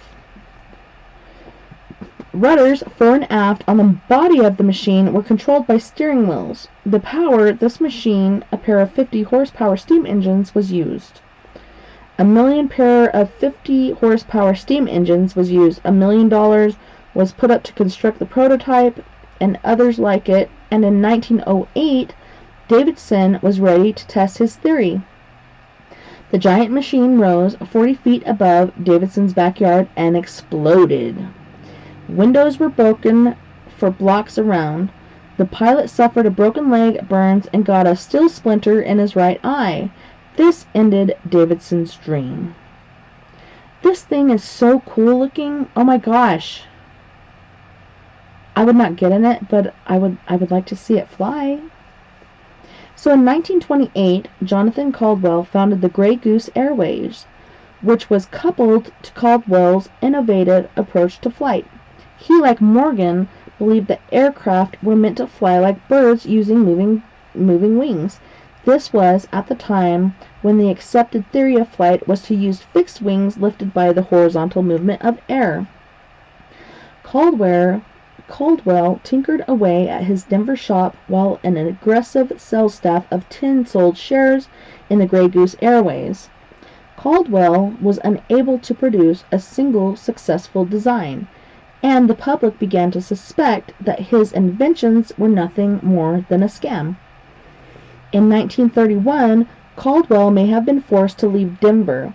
He moved to New Jersey, then to New York, next to Washington, D.C., and to Maryland. In each location, once officials realized that he was more of a con artist than an inventor, stock sales were prohibited. Although these inventions did not revolutionize aviation, they represent the creativity of pioneer Coloradans. So in this picture, man, I wish you guys could see this. I might share it on the We Are Paradox Media Facebook page. But I might do that on break. But yeah, it kind of looks like a bird/fish body, and then it's got 1, 2, 3, 4, 5, 6, 7, 8 wings on each side, and then like a little fishtail rudder on the back of it. And underneath the picture it says, Morgan's patented airship used structures which look like bird's wings to propel it forward. The rudder moved back and forth much like a fishtail. Dude, that's what I just said. Looks just like a fishtail. Check it out. And then here's another one. Okay, gyroscopic rotary lifters on the steam-powered flying machine were supposed to allow it to fly. In 1908, the 60-foot machine did rise 40 feet above the ground before it exploded. Yeah. Holy crap. I wonder if he permanently lost his hair. This is another plane, and it kind of looks like the one that the Wright brothers created, but the wings are a little smaller, and there's 1, 2, 3 wings and kind of like a little rudder on the back that says the Grey Goose, which now they have Grey Goose vodka. Very nice. So underneath this picture, and it's got, these people used to use bicycles to propel this shit. Like, if you go fast enough, you're gonna get in the air. Hoy vey. I don't think I'd want to be on that bicycle. So this is Jonathan Caldwell's motorcycle powered, okay, so this is not a bicycle, this is a motorcycle.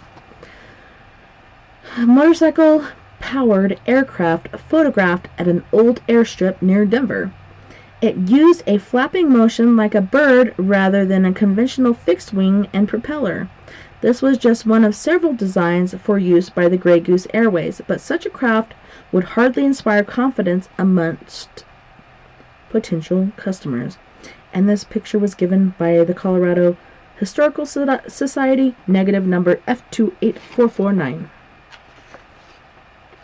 Wow. Let's see how long this next story is. Okay, we can get through this before we go to our next wonderful musical break. A double-barreled threat. Could you imagine? Lay, Colorado, in the remote northwestern part of the state, was once a military post. After U.S. soldiers moved the Indians out of the state into Utah, the post at Lay was abandoned. Widow Mary A. Farnham, a spunky silver-haired lady, obtained the Army barrack building where she operated the Leh post office. She also started a roadhouse, and it soon proved to be the best place to eat and stay in the area. It was kept spotless. The beds were free of bugs, which is unusual for a roadhouse in that part of the state, and the food was excellent. Cowboys rode extra dusty miles just to put their tired feet under the Widow Farnham's table. As an extra bonus to the almost all-male population in the area, Mary Farnham was very attractive. She was also straight-laced and wouldn't tolerate any fooling around. She didn't allow liquor on her premises or prostitutes brought in by the lonely cowboys. In 1889, after transacting some ranching business in the area, High Bernard, and it's actually spelled high like, hello, hi. High Bernard decided to ride over to a saloon about 6 miles from Leh. After getting drunk, he rode over to Leh and, on a whim, urged his horse right into the middle of Widow Farnham's kitchen. Oh my god, this guy is just asking for trouble. Not especially surprised by the intrusion, she took Bernard's entrance in stride. The widow stepped into an adjoining room and returned with a double-barreled shotgun. She calmly broke the breech and inserted a couple of shells. Even though he was intoxicated, High realized how serious these actions were and got out of the kitchen just as she fired. As he rode hard to get out of range, he fell from his horse into the sagebrush. Oh my. This lady ain't doing nothing. With buckshot in the cantle of the saddle, his horse took off at a full gallop for safer places. High was forced to keep low and crawl through the sagebrush, with Widow Farnham hunting for his hide. She had had enough of his shenanigans. High Bernard was suddenly quite sober and waited in the dark before daring to walk back to the saloon. He spent the night on the saloon's filthy floor behind the bar. Later, to save what was left of his self-respect, High tendered money to buy out Mary Farnham. The widow was well established and held the position of postmistress, and she refused to sell, especially to this janky motherfucker. After the passage of 6 years, and still quite ashamed of his behavior, High Bernard returned to Leh to apologize to that spunky lady. He rode into town, tied up his horse, and dropped by the post office. Before he could get his bearings, up popped Miss Farnham, lugging her shotgun. He quickly ducked through the door and ran for all he was worth, zigzagging through the sagebrush for the nearest cover. This was the second time High Bernard was forced to leave his horse behind in Leh to save his hide. So here's a picture of Leh, Colorado, which looks like three buildings. Seriously, like, this place is super small. It looks like there's some stables. It might be holy shnikes, it's like a shed built onto the front of a building, so I don't know if this is the entryway, and then you can tell this other building is a saloon. But here underneath the picture is captioned, Leh, Colorado, located in the northwestern part of the state, is pictured here after the turn of the century. And this is provided by Denver Public Library, Western History Department, negative MC, capital C, 2552. On that note, boys and girls, we are going to go to our second musical break. On this break, you guessed it, we got Miss Michaela Hay. Her talented ass, she's going to be singing Gravity, Mirror, Pins and Needles, After Dark is... Well, yeah, Fred Johnson III, After Dark. You guys, you're not going to want to miss this musical break. It's going to be awesome. Don't go anywhere. We'll be right back right after this.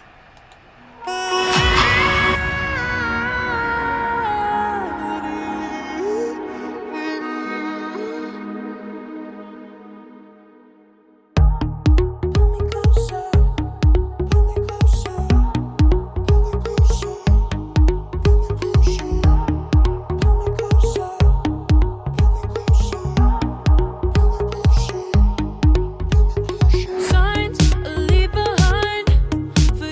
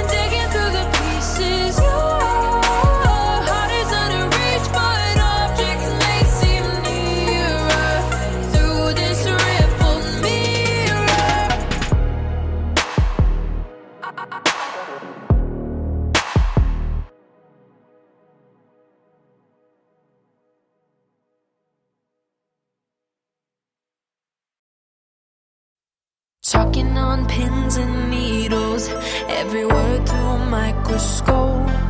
You keep stomping down on the ground while I've been stuck on this tightrope. I just wanna say what I wanna say without your sentence. I'm not willing to do the time when I'm innocent, and I'm innocent. Talking on pins and needles. Talking on pins and needles. I'm gonna hang it up, hang it up, hang it up. And I'm done, and I'm done, and I'm done, done, done. I'm gonna hang it up, hang it up, hang it up. And I'm done, and I'm done, and I'm done, done, done. I'm gonna hang it up, hang it up, hang it up. And I'm done, and I'm done, and I'm done, done, done. I'm gonna hang it up, hang it up, hang it up. And I'm done, and I'm done, and I'm done, done, done. Walked on my share of thin ice with your blowtorch at my feet. You won't ever see me beg, so take this tongue off your leash. I'm gonna say what I wanna say, don't need permission. Interpret it how you want, it's my decision. Talking on pins and needles. Talking on pins and needles. I'm gonna hang it up, hang it up, hang it up. And I'm done, and I'm done, and I'm done, done, done. I'm gonna hang it up, hang it up, hang it up. And I'm done, and I'm done, and I'm done, done, done. I'm gonna hang it up, hang it up, hang it up. And I'm done, and I'm done, and I'm done, done, done. I'm gonna hang it up, hang it up, hang it up. And I'm done, and I'm done, and I'm done, done, done. Dancing on shattered glass, kicking the pieces all around. My safety has been broken, this is now a hunting ground. Talking on pins and needles. Talking on pins and needles. I'm gonna hang it up, hang it up, hang it up. And I'm done, and I'm done, and I'm done, done, done. I'm gonna hang it up, hang it up, hang it up. And I'm done, and I'm done, and I'm done, done, done. I'm gonna hang it up, hang it up, hang it up. And I'm done, and I'm done, and I'm done, done, done. I'm gonna hang it up, hang it up, hang it up. And I'm done, and I'm done, and I'm done, done, done. I'm gonna hang it up, I'm gonna hang it up, I'm gonna hang it up, up, up. Talking about, I'm gonna hang it up, I'm gonna hang it up, I'm gonna hang it up, up, up. Talking about, I'm gonna hang it up, I'm gonna hang it up, I'm gonna hang it up, up, up. Talking about, I'm gonna hang it up, I'm gonna hang it up, I'm gonna hang it up, up, up, up, up.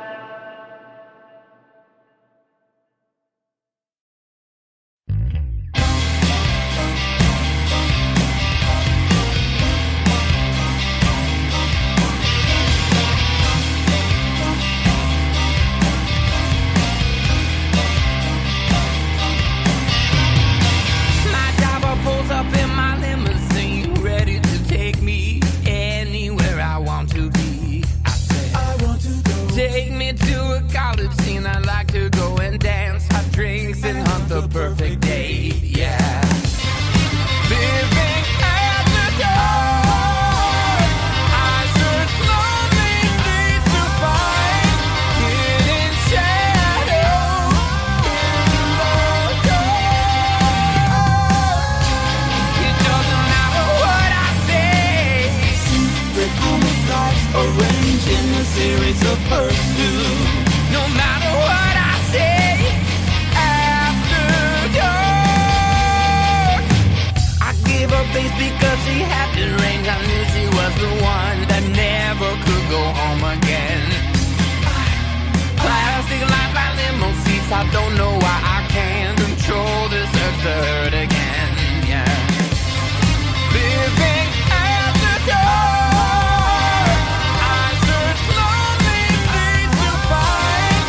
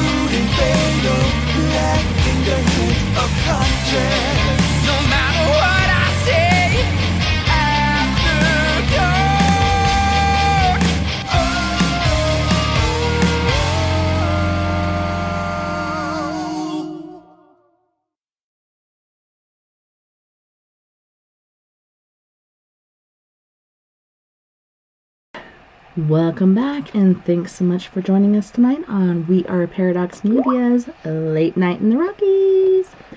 It's been an awesome night. I've enjoyed my time with you guys. The chat went quiet quite a while ago. I'm like, where is everybody? Did I put you guys to sleep, or you doing some spring cleaning like I've been doing, taking care of your business and listening to some really, really good stories? I've been enjoying it. I've read this book before. I actually borrowed this from my mentor when she was still alive and then gave it back to her. And then once she passed, I got a lot of her books and a multitude of different tarot card decks, which are pretty intriguing. I just started doing tarot cards again. I hadn't done them since I was like 21 years old. No, 20. I was 20 when I last did it. Now, 21 years later, you do the math. I just started doing them again with the very same deck. Not the very same one. My brother bought me a replacement deck for the one that had been through a lot. But I am so grateful that you guys are here. On the break, we were over there in the We Are Paradox Media after party. Sleepy Dave Davenport, or otherwise known as Diecast Dave, otherwise known as Jason Davenport. He does races on YouTube. If you guys are into match cars or Hot Wheels or whatever sort of diecast that you're using, he does races. So feel free, look him up on Facebook, send your cars in for races, because man, this shit is fun. So he cued me in on a video. He's like, hey, your car was in here. So he picked out what is it? It's not a Gran Torino, it's a El Camino, and it's called the TessaTNT. So I raced against Fast Eddie, and yay, Jose, me too. I feel like I'm nesting. I've been spring cleaning out the wazoo. I started in my yard, now I'm inside the house. So yeah, things are going really good, and everybody's blown away. They're like, wow, everything looks so amazing. It's so good and cleansing. Like, it's so good to do every year. I've missed, I think, the last couple spring cleanings. But anyways, going back to Diecast Dave, so my TessaTNT kept pushing Fast Eddie's car off the track, and I'm like, I am so sorry. I did not mean to kill you. That was manslaughter. That was totally not planned.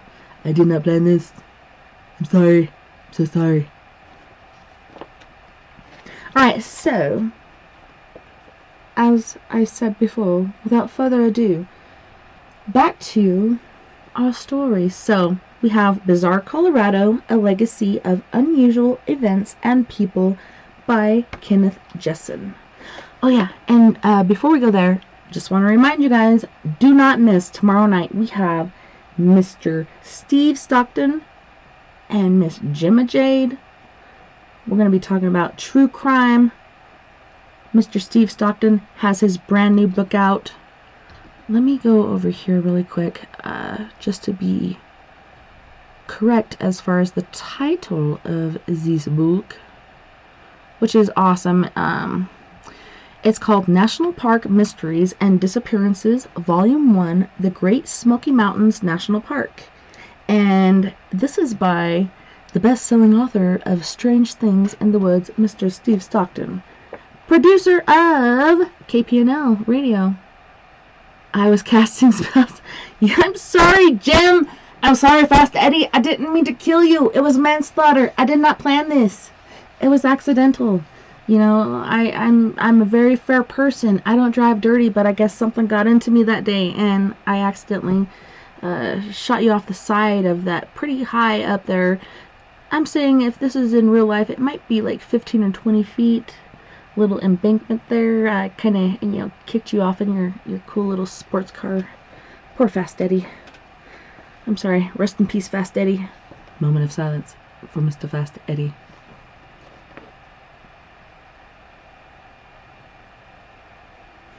You will be missed. Just kidding. He's still around. He's still racing. He lived. He's just got, 2 broken arms, and he's got one of those neck braces, so his arms are out to the side, kind of like a scarecrow. and his neck is in that neck brace. It's really obtrusive and kind of fang dangly. I don't think he likes it. I love you, Jim.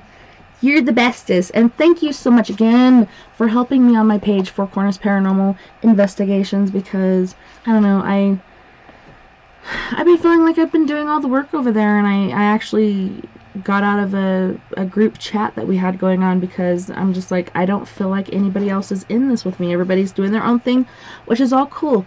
You do your thing. You do you, because it's so important to live your own life. But man, they came up with the idea to kick in funds to help me out with all the stuff I pay for, equipment, registering the name through Colorado State, paying my business license. Luckily, due to COVID, I don't have to pay late fees.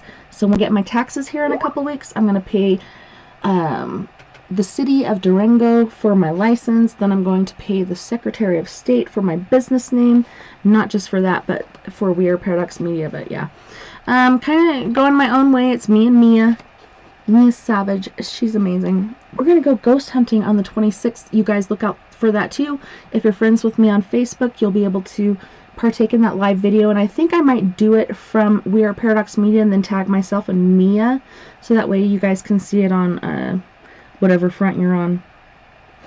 Man, I should not have smoked those Wheaties on the break. I got a little bit of cotton mouth going on here. Let me take a swiggy of this water and then we'll get back to the story.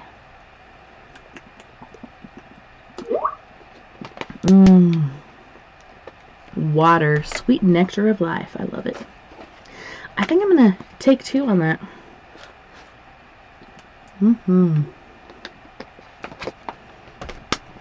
Make sure you guys are eating right and partaking in your fluids. Alrighty, so back to Bizarre Colorado, A Legacy of Unusual Events and People by Mr. Kenneth Jensen. This book, if you want to purchase it, $14.95 paperback. It's beautiful. It's purple and white and black. What more can you ask for? So this next story is called The San Miguel Flume. So the story of one of the most spectacular engineering feats in the history of Colorado began during the 1880s when prospectors discovered a placer deposit of finely powdered gold on Mesa Creek Flats above the Dolores River, 4 miles below its junction with the San Miguel River. The water flow from Mesa Creek was so small, however, that panning operations were restricted to the spring and early summer. Nearly every pan contained some gold flour, and it was believed that if more water could be brought into Mesa Creek Flats to support hydraulic mining, a fortune could be made. This led to the construction of one of the most unique structures in Colorado history. A flume suspended on a vertical sandstone cliff high above the Dolores River and San Miguel River. Capitalists from St. Louis? Yes, that's it. St. Louis formed the Montrose Placer Mining Company. It was managed by Colonel N.P. Turner, an experienced miner man who knew that the first task was to bring water into the area from the San Miguel River. The river was a dozen miles away, and Turner prospered to carry the water by a combination of a ditch and a flume. Hydraulic mining utilizes large nozzles to wash the gold-bearing gravel into a sluice for recovery of the gold dust. The water requirements for this type of mining are substantial. A sluice looks very much like a flume and is placed at an angle sufficient to allow gravel and sand to pass through. There are small boards called rifles nailed across the bottom of the flume from one side to the other to trap the sand which contains the heavier gold particles. At the beginning of each shift, the miner places a small amount of mercury in a rifle to amalgamate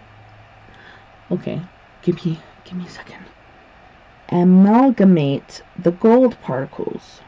The gold is soluble in mercury. The gold and mercury amalgamation are recovered at the end of the shift, and the gold is separated from the mercury. The mercury then is placed back in the rifles. The water diversion project was started in 1889 and completed 2 years later. The intake point was on the San Miguel River near the present-day town of Yerevan. The project required a flume 8 miles long on the northern wall of the San Miguel Canyon, 4 feet deep and 6 feet wide, to carry the necessary volume of water. The flume was supported by brackets embedded in the side of the vertical sandstone cliffs. The flume varied from 100 to 150 feet above the riverbed and 250 to 500 feet below the rim of the gorge. The spectacular structure ran 1.5 miles on the cliffs above the San Miguel River and 6.5 miles on the canyon wall above Dolores River. Oh my God! Okay, so I used to drive past this area where there was this little, looked like rickety wood freaking sidewalk basically on the side of a cliff, like a cliff rock or whatnot, and I'm like, what the hell is that? Like, did they used to have like boardwalks or something on the side of a cliff? What the fuck is that? Now I know. Wow. Yeah, because it says here, the rotting remains, and this is under a picture. If you guys can get this book on Amazon or whatever and look at these pictures, they're pretty awesome. This guy did a lot of work to put this book together, but this shows the sidewalks and stuff. I have seen this. Oh my goodness. This is amazing. Alright, so let's see. The flume required a great deal of milled lumber. The Montrose Placer Mining Company set up a sawmill just across the state line in Utah to provide the lumber. Pine boards 2 inches thick were hauled by the wagon to a construction site. In all, an estimated 1.8 million board feet of lumber were used in this project. Are you kidding me? To construct the flume, a flat car on a temporary track nailed into the flume was used. The flat car was equipped with a long crane at one end and a counterweight of rocks at the other end. Workmen were held over the canyon wall while they drilled holes in the sandstone for an iron bracket. After a bracket was in place, a section of flume was constructed. The tracks on the flume bed were advanced, the flat car was pushed ahead, and the next bracket was installed. In some places, men were lowered over the side of the rim to drill the holes and install the brackets. The grade of the flume was held to a steady 6 feet 10 inches. Holy shnikes. 6 feet 10 inches per mile. Men were paid $2.50 per day, and about 25 were assigned to work on the flume. To get the milled lumber to the flume, some was hoisted from the canyon floor with ropes. Other times, the lumber was lowered over the canyon rim. Some material was floated by barge down the river to construction sites. The cost of the great flume was over $100,000, and the project was completed in the early summer of 1891. Water flowed the entire distance in fine shape and was delivered at the rate of 80 million gallons per day. The stockholders in Montrose Placer Mining Company had high hopes of becoming rich. It was estimated that the gravel on Mesa Creek Flats would yield 25 cents to 35 cents per cubic yard of material. The capacity of the operations allowed the company to wash 4,000 to 5,000 cubic yards of gravel per day, and the yield should have amounted to well over $1,000 a day. The placer miners who discovered the fine gold on Mesa Creek Flats had little difficulty recovering gold with their pans. However, the gold was such a fine powder that it washed right through the sluice and remained suspended in the water. It became clear that the entire investment in the flume was lost. Colonel Turner became so disheartened over the complete failure of the project that he went to Chicago and rented a room, and then he shot himself in the head. That's sad. I'm sorry, Colonel Turner. Jeez, oh Pete. Not worth it. So the flume was soon abandoned. Ranchers salvaged as much lumber as they could to build their houses, sheds, and barns. The rotting remains of the fabulous San Miguel Flume still cling to the sandstone cliffs above the Dolores and San Miguel rivers. The flume can be viewed from Colorado 141 near Yerevan. Wow, that is interesting. Now I know what that was. I always wondered what that was on the sandstone. I'm like, what is that? What are they doing? Are they trying to build something, or are they going to make like a native Mount Rushmore or something?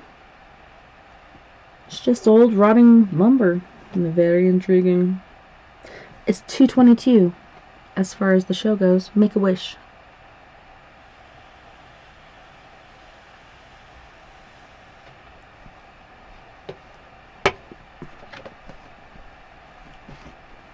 The 2-story outhouse. Wow. That sounds fancy. Fancy schmancy. The thought of a true 2-story outhouse with fully functional facilities on both levels brings smiles to practically any group. One wonders how such a structure could be designed. Could both levels be used at once, or would a lower occupant be in peril from an upper user? And that, folks, is the question of the day.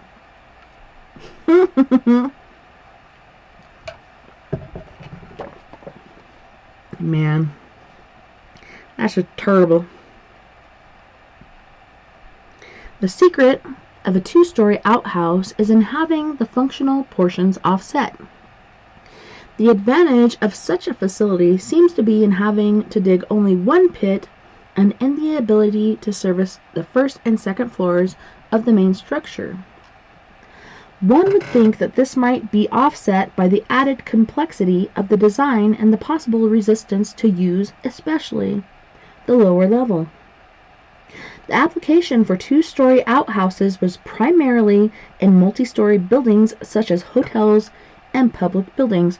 Now I know what they're talking about. I have seen these, mostly on ghost hunting shows. An extensive study of... Hold on. I got like a little flag here in my eyebrow. There we go. It's gone. An extensive study of Western evacuation was made by Norman Weiss. He traveled to 4 Canadian provinces and 11 Western states over a 12-year period to study the 2-story outhouse. In the process, he discovered many such structures. Although Weiss did not study Colorado extensively, it is likely that the only still functioning 2-story outhouse in Colorado is located at the back of the Masonic Hall, now known as the Senior Center in Crested Butte. Heavy snows with drifts in excess of 6 feet render the lower level inaccessible much of the winter. The upper level, however, is joined to the main building by an elevated covered walkway. The 2 buildings are offset from each other such that the business ends are back to back, thus allowing one point to service both levels. The second level not only has an access door on its south side from the walkway, but an unused door on the north side leading to nowhere. Nail holes indicate that this second door once served another walkway originating from another building. At one time, there was a sign over the second-story entrance which read, "Anything over 9 pounds must be lowered by rope." Oh my, that would be a big toid. That would be the biggest toid I ever saw. You must lower this by rope. To attempt to comply with such a request, especially in urgent situations, seems ludicrous. The sign also requires some interpretation. For example, 9 pounds delivered all at once. What? And how a rope could be used is also a mystery. The sign was probably placed there by some prankster.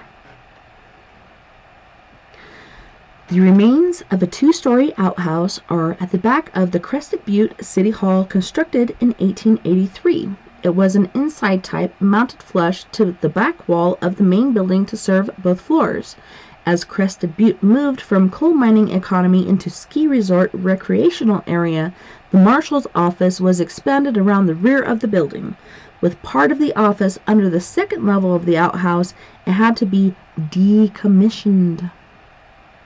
According to Weiss, the Elk Mountain house had an incredible outhouse. The structure was now gone, but is memorable for its 3 stories with walkways from each floor leading to a trio of outhouses with a common pit. The combination of a pit 12 feet deep and the seat of the upper outhouse 16 feet above ground level produced a 28-foot drop, providing ample motivation not to fall in. Could you imagine the splat on that? Oh my. So here it's showing, wow, I've seen other outhouses on like outsides of hotels. This is not it. So it must not have been in Colorado. I think it was in Nevada or somewhere like that. But this one is like, you have one facing towards the north and then you have one facing towards the east, but I guess the whole lines up somehow.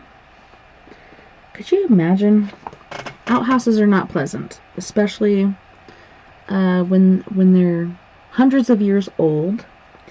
And the ones in Texas, when I went to see my grandpa Boyd's grave, I had to pee so bad, and I opened the outhouse, and there was tons of spider webs and tons of black widows. I swear to God, there was more than 15 black widows in this MF and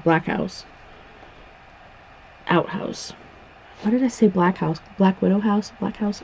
Outhouse? So here's the picture. He's measuring the lower level of the 2-story outhouse in Crested Butte. Heavy winter snow renders this level useless much of the year. We do get a lot of snow here. Man, we just got a ton freaking today and yesterday. Okay, so this shows the whole, what are the colors, guys? Draw out the house plans. So basically, you have a drawing of how this outhouse is actually built. And it says underneath this one, at one time, there was a 2-story outhouse attached to the back wall of the Crested Butte City Hall. When the city expanded the marshal's office, the outhouse was removed from service. Oh, so they built the marshal's office over where all the toads have been for hundreds of years. Gold bricks for sale.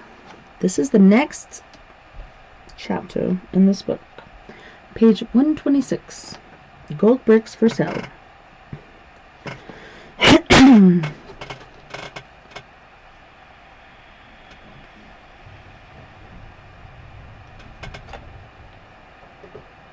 Doc Baggs was a con man, pure and simple. And as his specialty, he only picked on prominent people. Doc knew that once taken, out of sheer embarrassment, such people were unlikely to tell the authorities. Doc Baggs chose his intended victims with the utmost care and always struck for big money. He is credited with originating the gold brick game. Among Doc's most extraordinary exploits was the sale of 2 gold bricks to a couple of San Diego mining men. The victims paid $25,000 for their education in the gold brick scam. Gold was a magic metal during the Colorado boom years in the late 1800s, and the prospect of owning an entire brick of the precious metal was irresistible to many suckers. The brick was, in reality, nothing more than a common brick covered with a thin layer of gold to allow it to pass a surface assay test. Doc Baggs also dealt in mining property. He can converse about ore, assay results, mineralizations, and other technical matters. He dressed in a miner's uniform to get parties interested in purchasing a share in the underground wealth he located. Performing these acts often required elaboration staging. His office was rich-looking and contained the finest furniture. An immense safe appeared to be built into one wall, no less than 10 square feet. Its massive doors were left open so that the victim could peer into the inner depths of the view shelving boxes and other items while discussing some deal with Doc. Fancy lettering, delicate flowers, and elaborate emblems were added on the safe to impart the feeling of integrity. The safe was actually a clever painting In case of an unexpected visit by the police, the safe could be removed from the wall in seconds. It was a mosaic of numbered thin wooden panels, each about the size of a cigar box lid. The painting was on a fabric placed on the panels. The entire painting could be folded up and quickly carried out of the building or stored. As a potential sucker entered the office, Doc would stand in front of the safe. The rest of the room contained solid oak counters and the traditional railing with a gate. The glass in the door leading into the room might be inscribed with private or superintendent or manager, depending on the occasion. The door was constructed so that it could be moved quickly into a hiding place built into one of the walls. Sometimes the con required a row of clerks sitting on high wooden stools behind a counter. For this, he would hire fellow con men to work on thick paper match ledgers. After the sucker was separated from his money, Doc would fold up his safe, tuck it under his arm, and walk out of the room.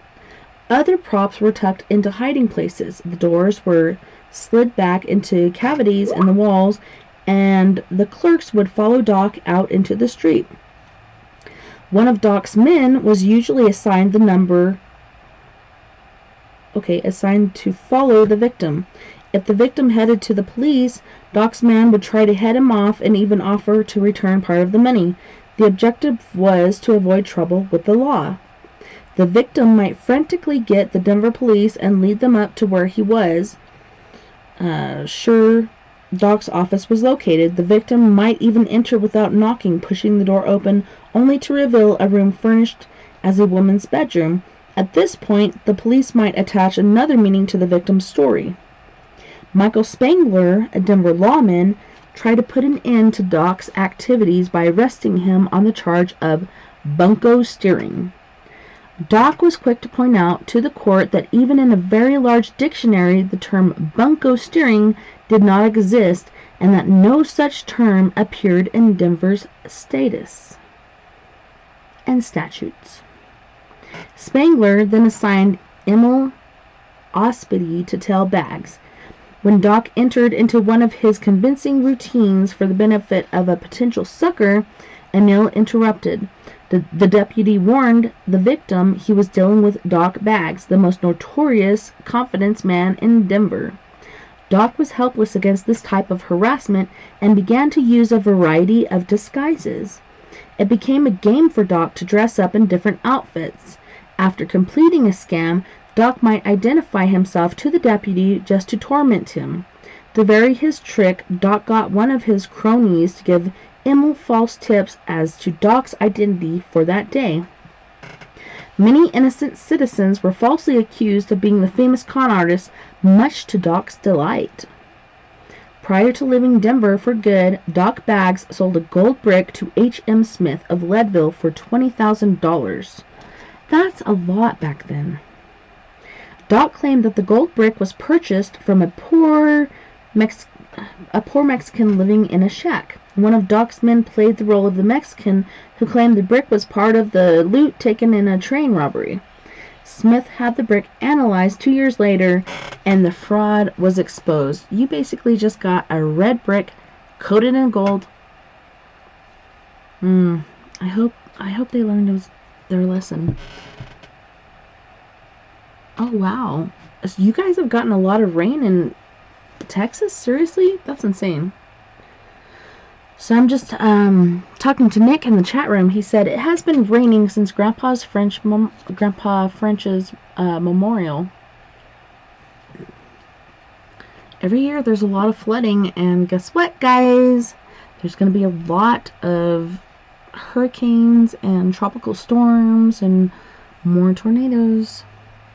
I'm just so grateful I don't live there anymore in the tornado alley. I do not miss it. Like, I miss it to a certain extent, to the point where I might stay there for 2 weeks, and then I'm good. Get my dose, get my tick bites, my chicker bites, whatever else, and go back home. This year would be awesome because of I want to say Casids. I think that's what it is, Casids. They've been sleeping for, I think it's 17 years, and they finally woke up.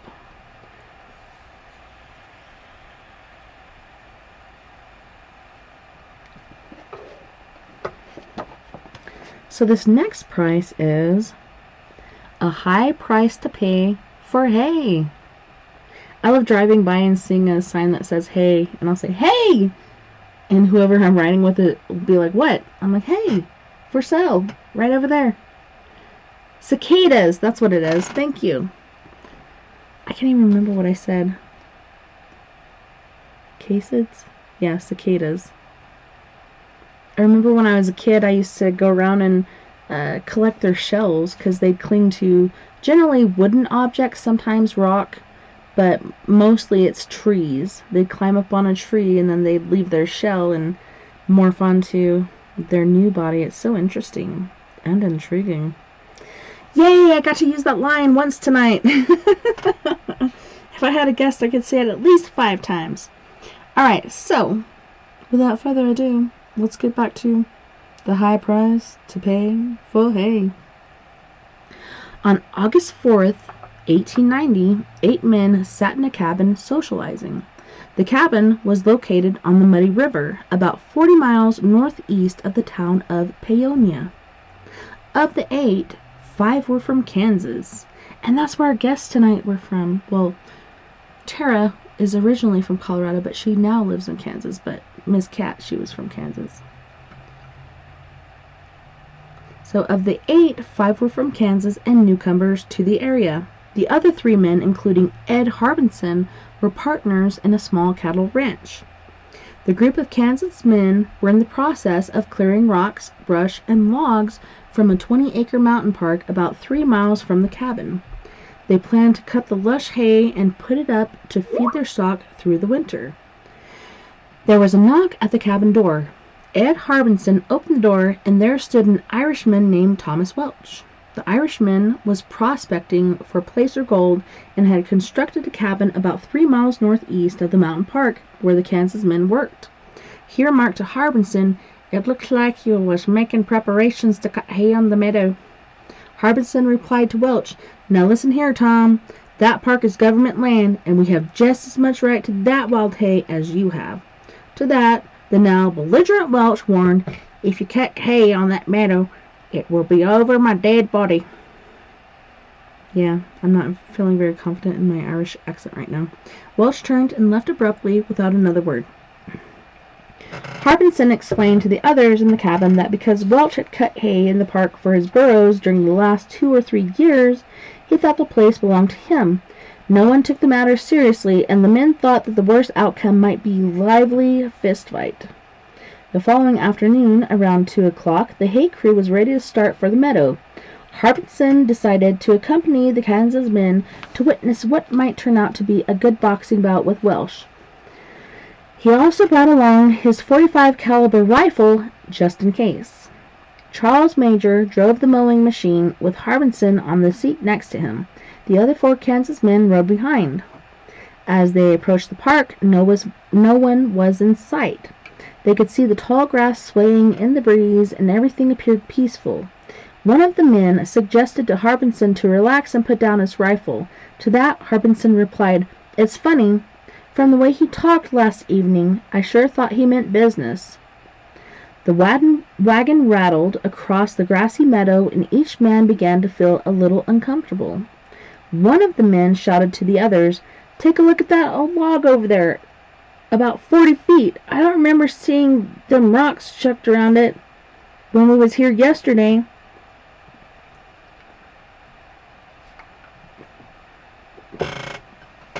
All eyes turned toward the log in the northwest corner of the field. The spaces around and under the log were plugged with rocks. Just as the men finished speaking, the muzzle of a rifle appeared over the log. A shot rang out, and a bullet smashed into the mower, ricocheting into the air with a whine. The men dove for cover. 3 of the Kansas men on horseback were blasted out of their saddles in a rapid succession of shots. The 4th man hid in the grass as his riderless horse stampeded from the meadow. Ed Harbinson and the driver jumped from the wagon at the first shot. The driver held the reins and kept down behind one of the wheels. Harbinson crawled into a small depression, keeping low to the ground. More bullets smashed into the mowing machine and struck the wagon wheels. Harbinson could see that all the gunfire came from the log. He raised his rifle and returned fire. One round hit the rocks under the log, and then a hat appeared above the log. Harbinson fired at the hat band, and the gunfire from the log stopped suddenly. A voice called out from the trees along the edge of the meadow, "Take your dad and get the hell out of here!" Harbinson and the others made a hasty retreat. Thomas Welch and half a dozen armed men came out of the trees to discover Welch's 16-year-old son lying dead with a bullet through the head. Later, a piece of the dead boy's skull, with some of his red hair attached, was found behind the log. Charges were filed against Welch and his gang.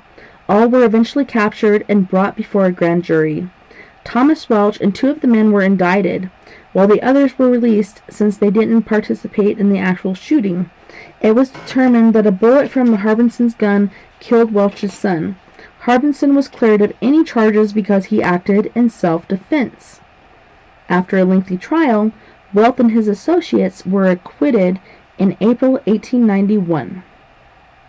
The facts of the case showed that the boy did all the shooting. It was a high price to pay for hay. That is so sad. I don't like that story. There's a lot of spite here in Colorado, and this next story is called Spite Fences. Well then.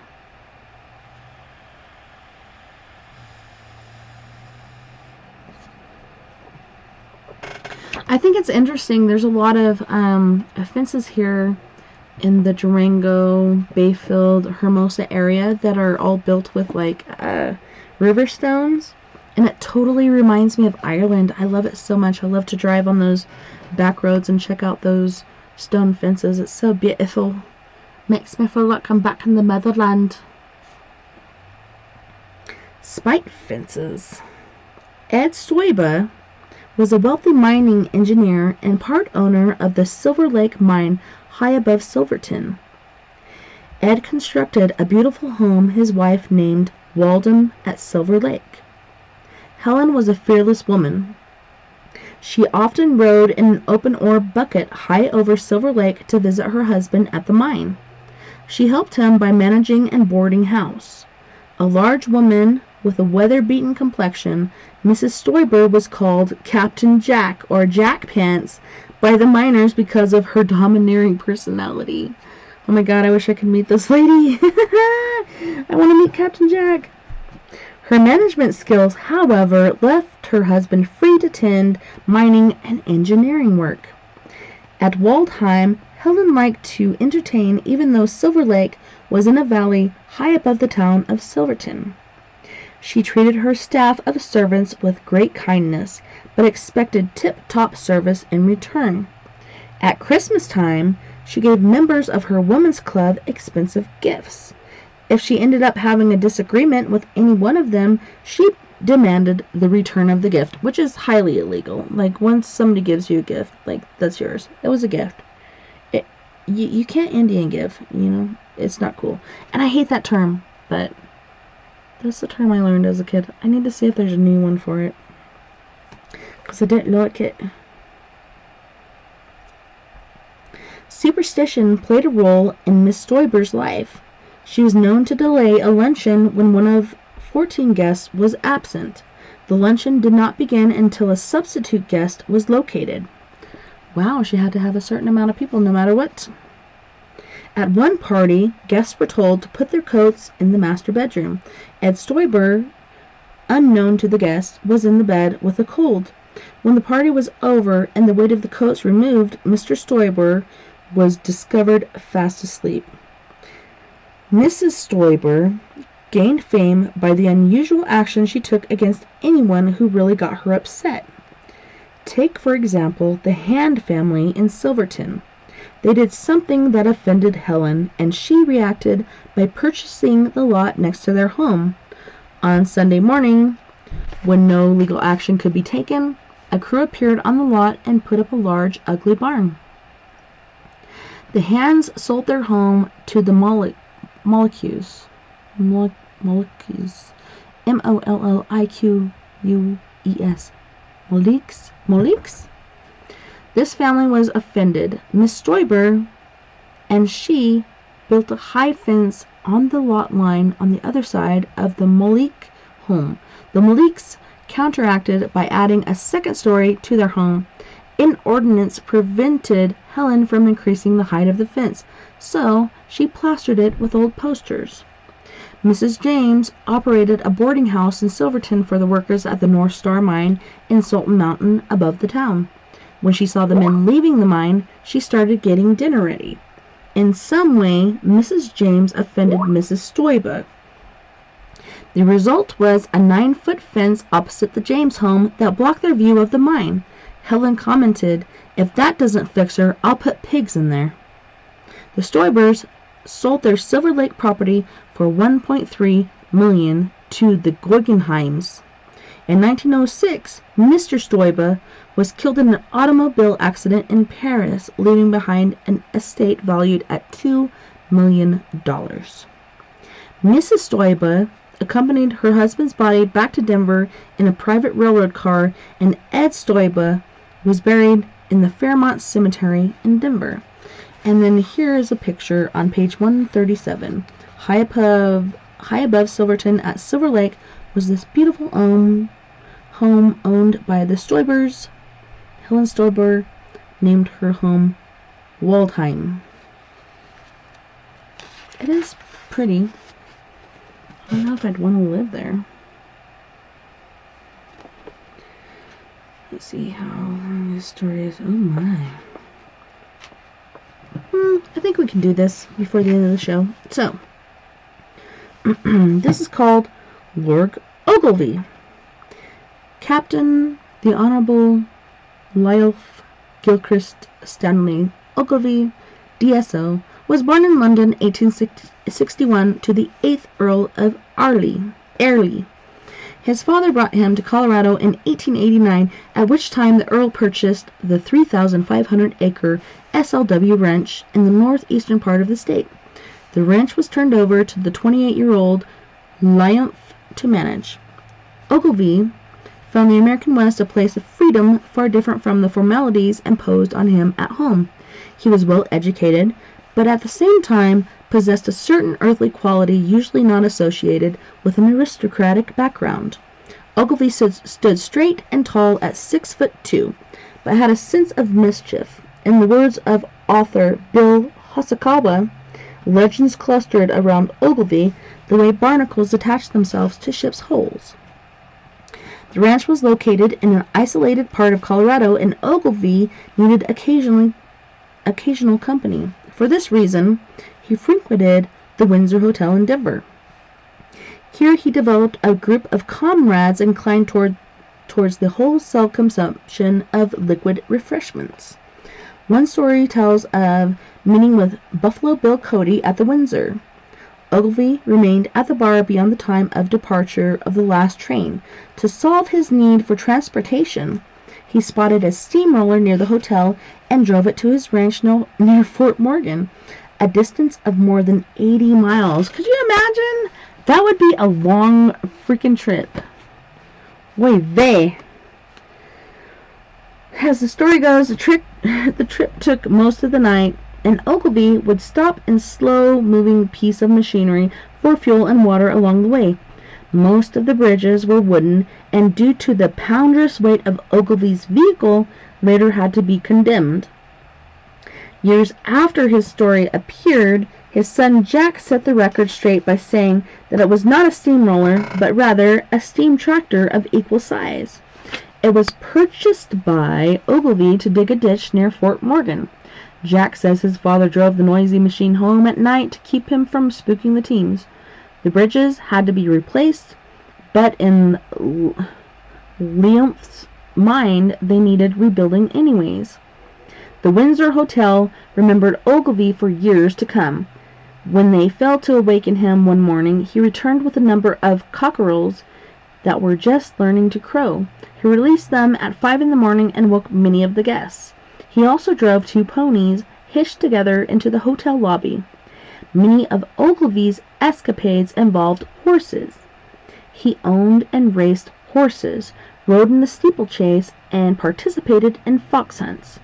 His prize horse was Trooper, who posted a win at Denver's Overland Park during the late 1880s. After the win, Ogilvy invited his friends to his ranch to honor Trooper. He meant this literally. When his guests arrived, there was Trooper, standing at the head of the receiving line. To demonstrate the ability of his fine animal, Ogilvy stacked chairs and couches in the center of the room and had Trooper hurdle them. Trooper, however, was not accustomed to being indoors and refused to leave the house. Ogilvy had to remove a section of one wall to return Trooper to his stall. When Lady Moll, Ogilvy's sister, came to visit, she was met at the depot. Ogilvy used a couple of unbroken 2-year-old horses to pull the surrey. When Lady Maud climbed aboard, the horses bolted into a dead run. During the whirlwind trip to Ogilvy's ranch, Lady Maud didn't say a word. Near the ranch, the vehicle careened madly and one of the wheels splintered. The surrey almost turned over and came to rest against a tree. Lady Maud stepped serenely down and remarked to her brother, "What a charming place to have, Lymph." Later during her visit, she was traveling by stagecoach in California. She was invited to sit next to the driver on the box, on a steep hill with tight switchbacks, brakes smoking. The driver turned to Lady Maud and said, "Ain't you just a little bit afraid?" To that she replied, "I'm used to driving with my brother." During his early years, Lymph Ogilvy was reflecting with one of his friends on the brevity of life. They were standing along Larimer Street in Denver as a funeral procession went by. Still recovering from the effects of an excessive amount of liquor the night before, they bet on which one of them would be the principal in such an event. To win the bet, Ogilvy paid an undertaker $1,000 to arrange for the most spectacular funeral that Denver had seen. A brass band, mourners, and a parade were part of the deal. Besides, the interior of the padded coffin looked quite comfortable, and Ogilvy felt a strong need to lie down. At 20th Street in Larimer in the mid-afternoon, the parade was assembled. Everything went well until the wagon hit a rut in the 16th Street and jarred the coffin. The corpse howled at the driver, "Take it easy!" The driver apparently was not let in on the true nature of this prank. He let out a yell and jumped from the wagon. The horses took off in a dead run and the coffin fell out on the street. Ogilvy pulled himself out of the splintered wreckage. At the Windsor Hotel that evening there was a party of even grander magnitude than the one the night before. During his days of running the ranch, Ogilvy had a housekeeper by the name of Mrs. Wilson. To keep her company, she had a cat, but this animal optimized feline meanness.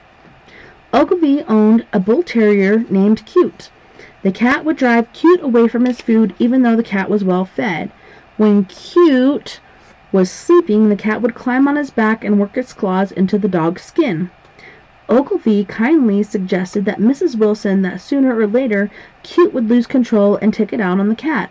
Mrs. Wilson replied, "Oh no, Mr. Ogilvy, Cute loves the cat," but Mrs. Wilson failed to estimate Cute's tolerance level. Also, Cute knew better than to show any hostility in the presence of Mrs. Wilson.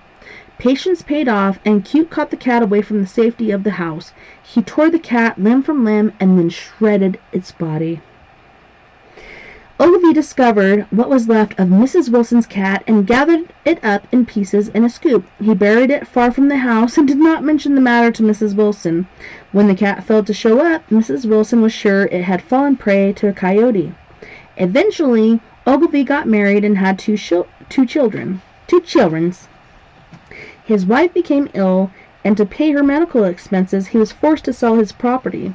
He ended up working in Denver for $1.50 a night as a watchman in the railroad yards. Co-owner of the Denver Post, Heron Taman, knew Ogilvy during his younger years. He spotted Ogilvy at the railroad yards and knew of his extensive knowledge of livestock ranching and farming. Taman hired Ogilvy on the spot as his farm and livestock writer.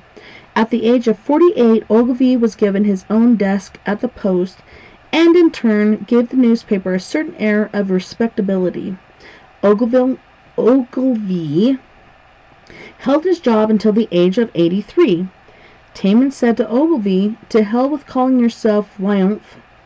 I wouldn't know what it meant in 1,000 years. You're the son of an earl, ain't you?